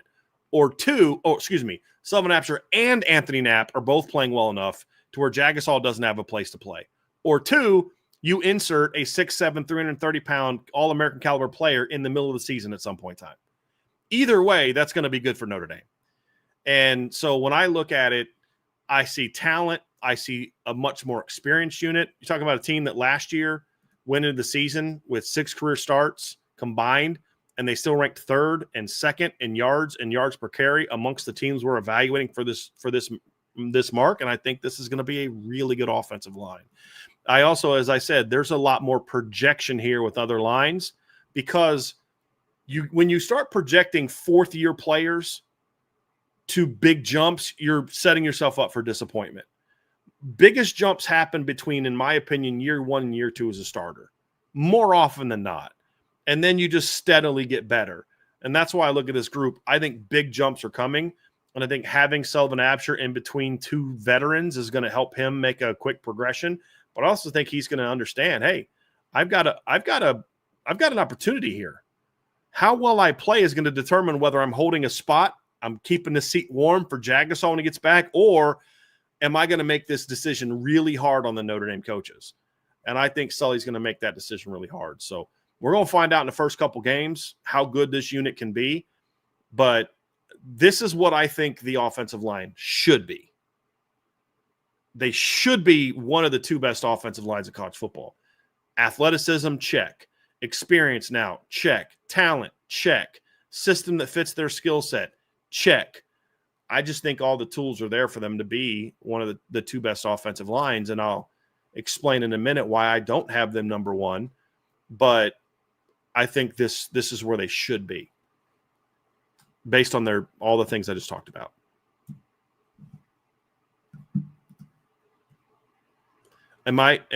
Yeah, so we both have same number 1. So Trev, here's the difference between Notre Dame and Penn State. A lot of things I just said about Notre Dame are also true at Penn State. Mm-hmm. Talent, bring a lot of guys back. But I just said Notre Dame was number 3 amongst teams in rushing yards. Penn State was second. I said Notre Dame was second in yards per carry amongst teams that we evaluated. Penn State was 4th. Penn State was 5th in pass pro. a big part of this is Penn State is a more proven offensive line than Notre Dame's is. A lot more experience. Drew Shelton's got 1,700 career snaps compared to 843 for Anthony Knapp. Ione, their left guard's got 695 career snaps compared to Billy Strauss, 957. Nick Dawkins at center has 1,191 career snaps compared to 397 for Ashton Craig. So, and then right tackle, their two tackles combined for over 1,100 snaps last year between they combined for over 1,100 career snaps. Nolan Root, Anthony Donka started the year at right tackle. He got hurt. Don't know where he's going to be. Nolan Rucci started in his place. If Nolan Rucci keeps the job, he'll be fine. If Anthony Donka takes the job back, he'll be even better. And so it's really that experience factor and the proven pass protection ability is why Penn State gets number one. I think Notre Dame's going to be better at pass pro this year. Penn State's already shown that growth. They've already shown that they can be pretty – and they don't have a quarterback.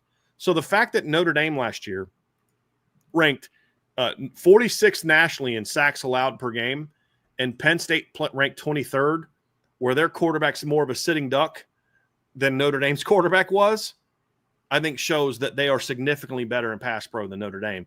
That's the big question about Notre Dame. We know they're going to run the ball. The only reason that Notre Dame's not ahead is because I think there's a big gap. I think Notre Dame's a better running team than Penn State. Penn State just ran it more last season. They averaged 1.4 more yards per game than Notre Dame. They averaged 0.4 fewer yards per carry than Notre Dame's. The difference is that's still close. There's a big difference in pass pro. And that's why Penn State's my number one compared to Notre Dame's. It's just higher floor and more proven in pass protection. This is the one team that I will be shocked if they're not a top 2 to 3 offensive line. They may not be one because somebody else takes a big jump, but I don't see any scenario where they fall out of the top 3. And if they fall below this spot, it's simply because Notre Dame or Clemson or Bama or Miami, somebody just has a major breakout season of the offensive line. It won't be because Penn State's line regresses, in my opinion. I echo a lot of the same points that you have about Penn State. It's their ability to do both. And yes, I know once we start digging into the numbers of, who has better rushing efficiency stats versus overall numbers, things like that, I get it. To some degree, you're splitting hairs between teams. But it's Penn State's ability to do both. It checks that box for me. Be a really efficient pass blocking team as well. To your point, Bryan, with a quarterback back there that is nowhere near as close to the athleticism and the runner that what Riley Leonard was last year, or per the other teams in my list. Drew Aller's also not the runner that Cade Klubnik is. He's not the runner that Marcel Reed is. He wasn't the runner that Riley Leonard was last year. And so that's what set them apart for me and putting them in my number one spot as well. Outside of that, you and I are both on the same page when it comes to Penn State. All right, boys. Well, that is your top 10 lists. Both of you have unveiled your top 10 lists. And obviously, as we have gone through, there are a lot of similarities, but there are also some differences. And I say similarities in that you guys have the same teams on the list and maybe in some different slots. But there are a couple that like Trevor had a couple on his list that Bryan didn't have. Bryan had a couple on his list that Trevor didn't have. So I want to ask you guys about those. And kind of at the same time, because I have a feeling it's kind of like one question, but like also your sleepers who maybe didn't make the top 10, maybe they're like 11, 12, 13, like in that neighborhood. Yeah. And so just to clarify for everybody, because we could only get 5 here at a time, there were 2 teams. So Trevor didn't have Ohio State and Arizona State on his list, and Bryan didn't have Utah and Florida on his list.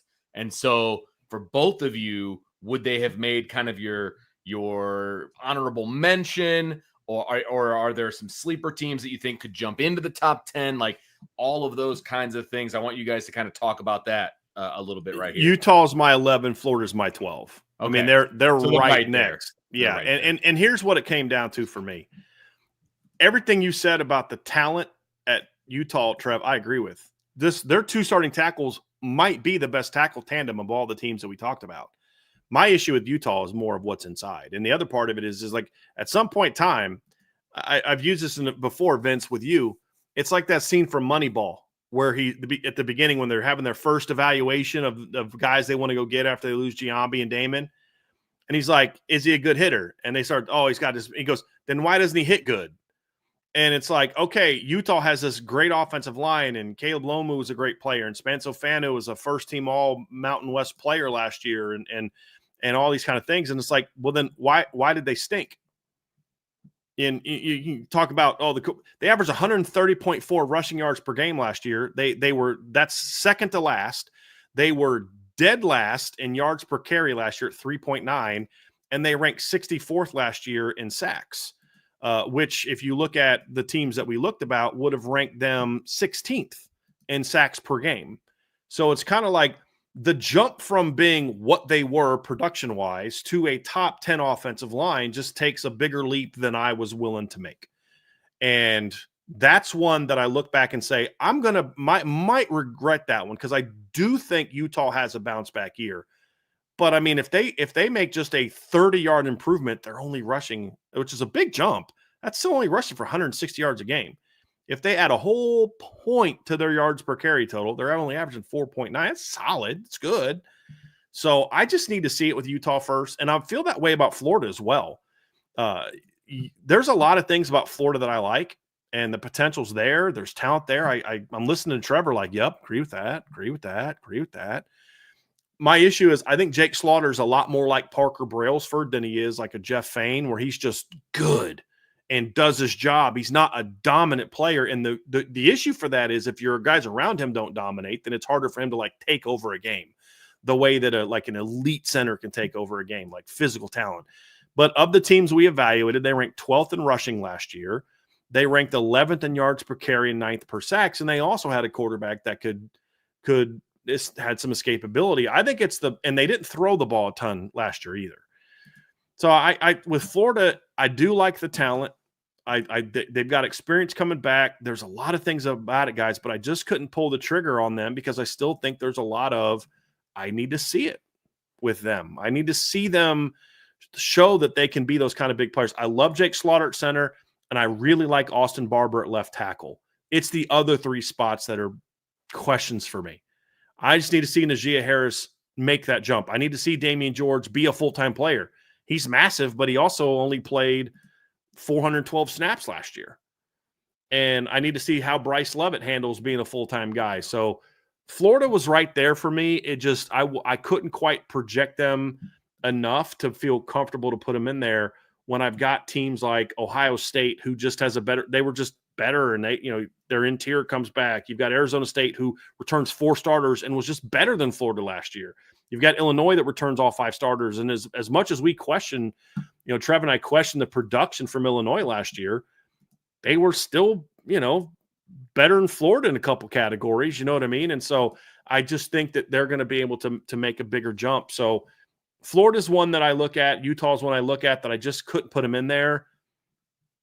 But I think that speaks to the depth of the good offensive lines this year, more so than it's like Trev and I have this huge disagreement on them. We don't disagree on Florida by a ton. You have them 8. I had them 11. And then you had Utah. Utah's the one we were very different on, 6 and 12. But I'm not listening to you talk, Trev, be like, dude is way off on that one. I get where you're coming from. I just feel like the interior of the offensive line is a major question mark for me. Not just on who's going to play, but also, are they even going to be good? And as good as the tackles are, as a former quarterback, we both played quarterback. If your middle stinks, your line's not going to be good. But if I'm wrong on them, then that's how Utah has their big bounce back and is a Big 12 title contender.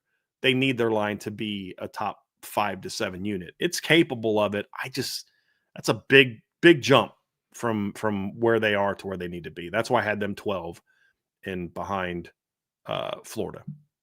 Yeah, I share really similar thoughts when it comes to Ohio State and Arizona State. I'll start with Arizona State because that is my group that I think that I might regret not putting inside of my top 10.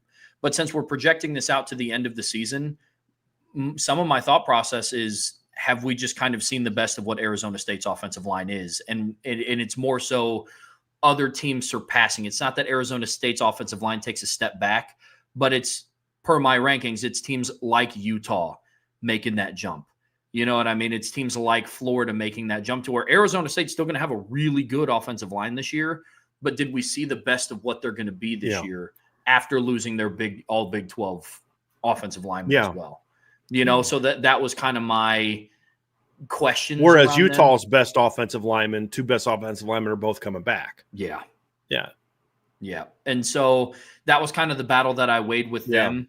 They were if I had like a 10A, 10B, Arizona State's kind of like my 10B, you know what I mean? Because they had all of the tools to be like, if this was a preseason list, not projecting to what the end of the year is, they would have been in my top 10 because of what they returned and because of how they did last year. I think both of our lists would have looked very different if we were just doing, like, I don't have Notre Dame number 2 on a preseason top 10 list. Yeah. They've got to show me a lot more than A&M does. And some of these other lines do. 100% agree. And then with Ohio State, it's the combination of you're replacing both tackles. The common theme on my list is there's no team on my top 10 that have to replace both offensive tackles. You combine that with a younger, inexperienced quarterback. I love the middle of their offensive line. I do. But I watched a year where Notre Dame was also having 2 new offensive tackles struggle, and they had a mobile quarterback. Mm-hmm. I'm not saying Julian Sayin is an office chair on carpet, but he's not Riley Leonard. Right. He's a very mobile guy, but he's not right. Yes. Just from an experience standpoint, even if you could say, okay, he's every bit the athlete that Riley Leonard is. Okay, cool. He doesn't have 2 years of starting experience of learning that. Correct. Yeah. I'm with you on that. And so that's kind of what held them out of mine. Now, to Brian's point, I have no issue with Ohio State being in anybody's top 10 because I get it. The interior of their offensive line is very stout. And I know that his name is escaping me, but it's somebody who might potentially start at right tackle. Austin Sarabeld, who started some games at guard last year. Yeah. If he steps into the lineup at right tackle and like he becomes that solidified guy, I'm gonna feel a lot better about it than where I'm at now. The transfer coming in from Rice, I have questions about the ability to make that jump from. I'm not super high on him, to be honest with you. Yeah, the level at Rice to playing at Ohio State in the Big Ten, the team that now just has the big old target paint. And he was good last year, but he wasn't good the 2 years before that. Yeah, at Rice. That's if you're that kind of dude, you should never struggle at Rice. Exactly. He needed time to kind of get his feet under him at Rice. Right. And he's massive. Yes, big old dude. But now you're expected to protect the blind side of Julian Sayin at Ohio State. And it's just a different level. So that's what held them out of the top 10 for me, is having to replace both tackles. But again, because their interior is so experienced and played at such a high level last season, that's what made it hard to keep them out. Mm-hmm. And so that's where I was at with Ohio State.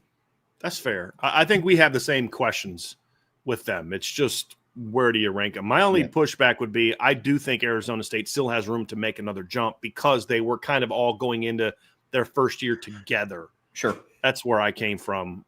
But there's not a huge differences between those teams. I think you and I see Utah very differently, but it's not like I have them outside my top 20 and you have them at 6. I have them at 12. We see them differently, but just different ends of the spectrum, not we're off the reservation on it. Who's more comfortable projecting with them. Yeah. That's really what it boils down to, which is totally fair. Vince, you asked earlier about sleeper teams. A couple that I really like. Boise State, to me, is a very interesting one.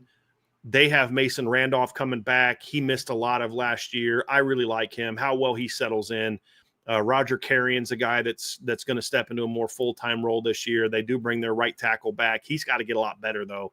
But it was hard for me to leave Boise State off of here because of how good they were last year. But losing both guards hurts a little bit.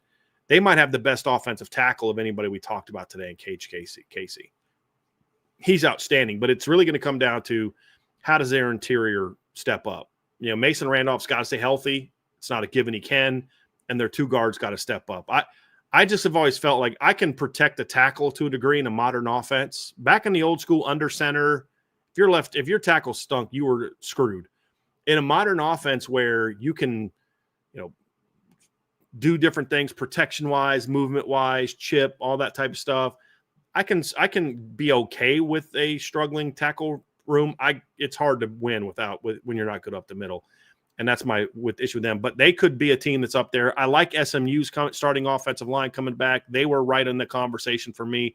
Here's Wisconsin's a team that I got my eye on this year. They bring back their center and both tackles. Riley Mahlman's a potential breakout player for me. I saw him at Notre Dame's Irish Invasion a few years ago, and he was like 6'7", 240 pounds. But he was really athletic, and he's now up to 6'8", 320. I think he could be a breakout player for them. Joe Bruner was there. Their guards are a question mark for me.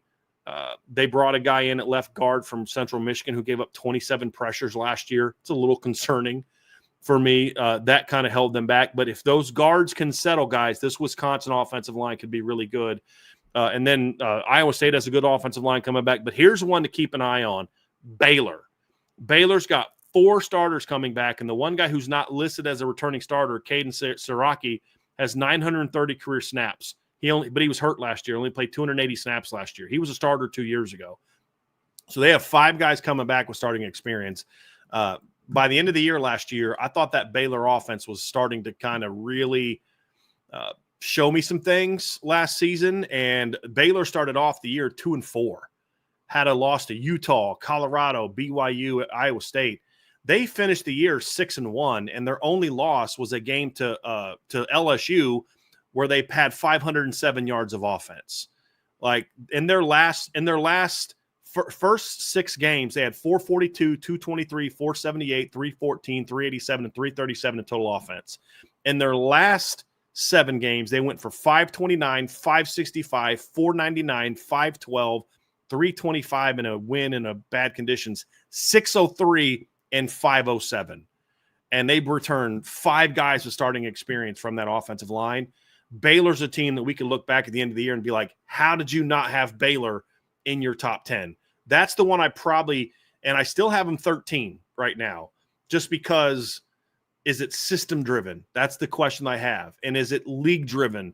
And can they take that jump for a whole year? They're a team that I look back and say, I have a feeling I'm going to regret not having them in my top 10.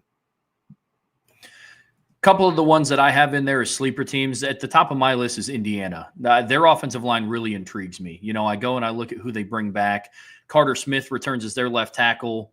Bray Lynch returns as their right guard. And then I do like the Pat Coogan pickup out of the portal. Yeah. I mean, that is the level where I think Pat Coogan can thrive at. But he also brings a lot of experience to the table. I mean, IU's going into a season where they have 3 starting offensive linemen that played against Ohio State. You know, they went up against Notre Dame. Like 2 of their starting offensive linemen went up against Notre Dame in a playoff game. And then Pat Coogan is obviously very familiar with the Notre Dame defensive line. And then their right tackle that they brought in, Zen Mikulski, he's a transfer from Ohio State. And so they're moving away from like they're just kind of getting that group of 5 all-star team. And now they're attracting what former Power 4 level talents were to varying degrees. They're one that I'm going to keep my eye on. I don't know if they're going to play at a level that's going to take them into the top 10. I don't think we're going to have to wait that long to find out because they play Oregon and Penn State the same season. So we're going to see if that kind of comes to fruition. But I'll say this about Indiana's offensive line. Notre Dame handled them in the playoff game, and Ohio State had their way with them in Columbus. But when I go back and I watch those games, their offensive line wasn't getting decimated. They battled. There were certain plays where, like, look, I don't know what you want that right tackle to do against Bryce Young.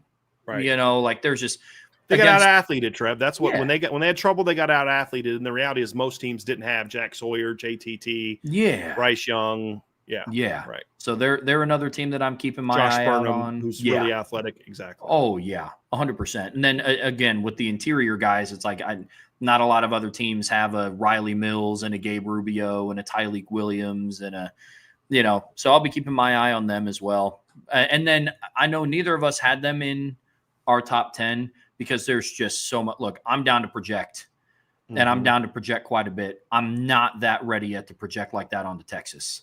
Oh, dude, I'm not ready yet. I don't see how people have Texas in the top 10. Like, let's end with this because I don't get it. Like, I think do you have the Lindy's and either of you guys have the Lindy's in front of you? I'm going to check Athlon. But when I saw the preseason rankings Lindy's for the offensive lines, and I go to offensive line and they got Texas number 8, I'm like, well, that's kind of high. Yeah. And was it Pro Football Focus that had I think PFF had him in like the top top lines as well. And PFF had them in like the top 5, I think. And they were. They had Utah too. They had Texas.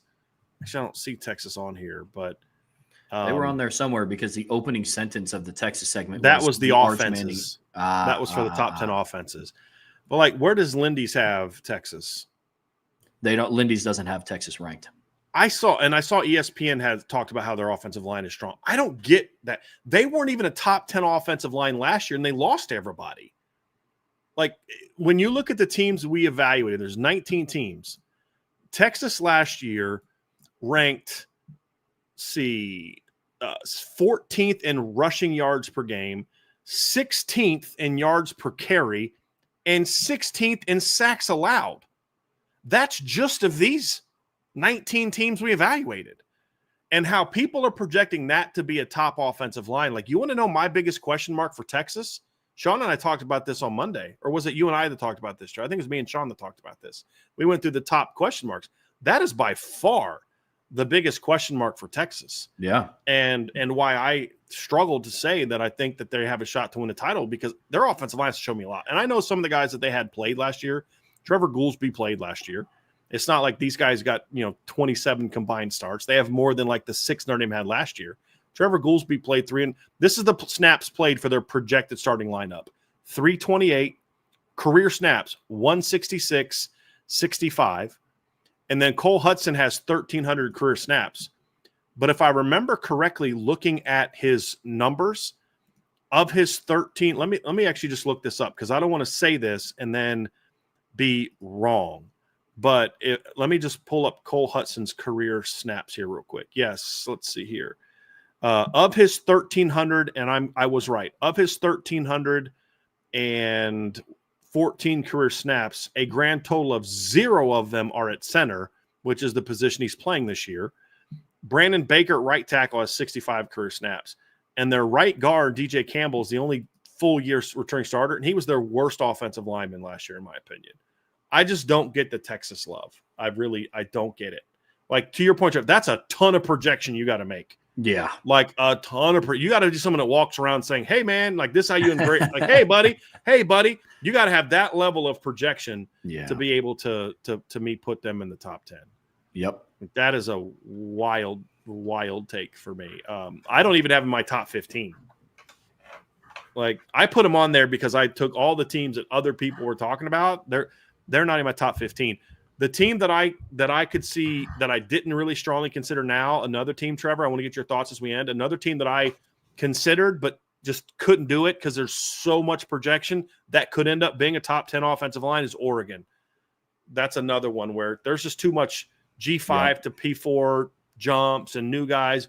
They're a team that could end up making me look like, dude, why did you not have them in your top 10? But there's just too much projection for me to put them in there in the top 10. But that's another talented offensive line that could maybe be in the comp. They have much better argument to be in the top 10 than does Texas, in my opinion. Well, I agree. I also think the system that they're going to run out there in Eugene is going to benefit a newer offensive line more so than what Texas is going to have to deal with down in the SEC. And they have to replace starters too, but I'm with you. I'm not at that level of projection yet with Oregon either. PFF, by the way, had Alabama number 1, Utah number 2, Florida number 4, Oregon 5, Auburn 7. And I looked at Auburn. They're not here. They have Miami 8, Notre Dame 9, Clemson 10. Their honorable mention team is Penn State.